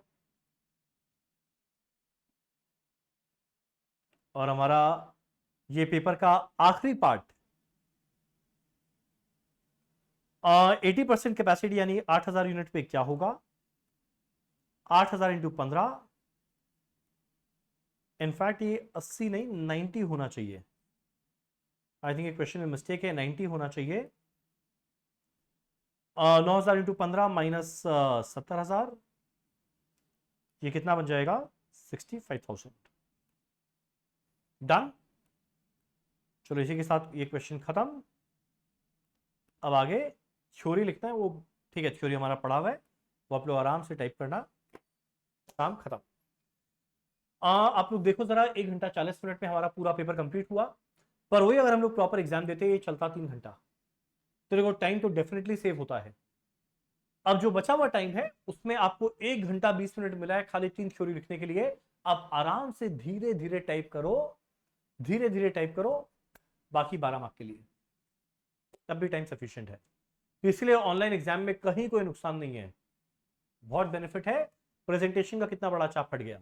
अब जैसे सोचो लास्ट वाला पार्ट हम लोग इतना शॉर्टकट में कर लिए, एग्जाम में थोड़ी कर पाते। एग्जाम में तो मेरे को पूरा पूरा बैठ के दिखाना पड़ता, material cost, wages cost, direct expense, variable overhead, semi variable में वेरिएबल वाला part, fixed overhead, semi variable में फिक्स्ड ओवरहेड वाला पार्ट, सेल, कितना बड़ा टेबल बनता, जबकि यहां पे 1 मिनट का काम था। सो एनीवेज, इसीलिए ये क्लास बड़ा काम का चीज था कि शॉर्टकट में एमसीक्यू हम लोग किस तरीके से कर सकते हैं वो जानना जरूरी था। चलो इसी के साथ हमारा पेपर कंप्लीट होता है, आगे बाकी पेपर भी हम लोग जरूर डिस्कस करेंगे। Thank you so much.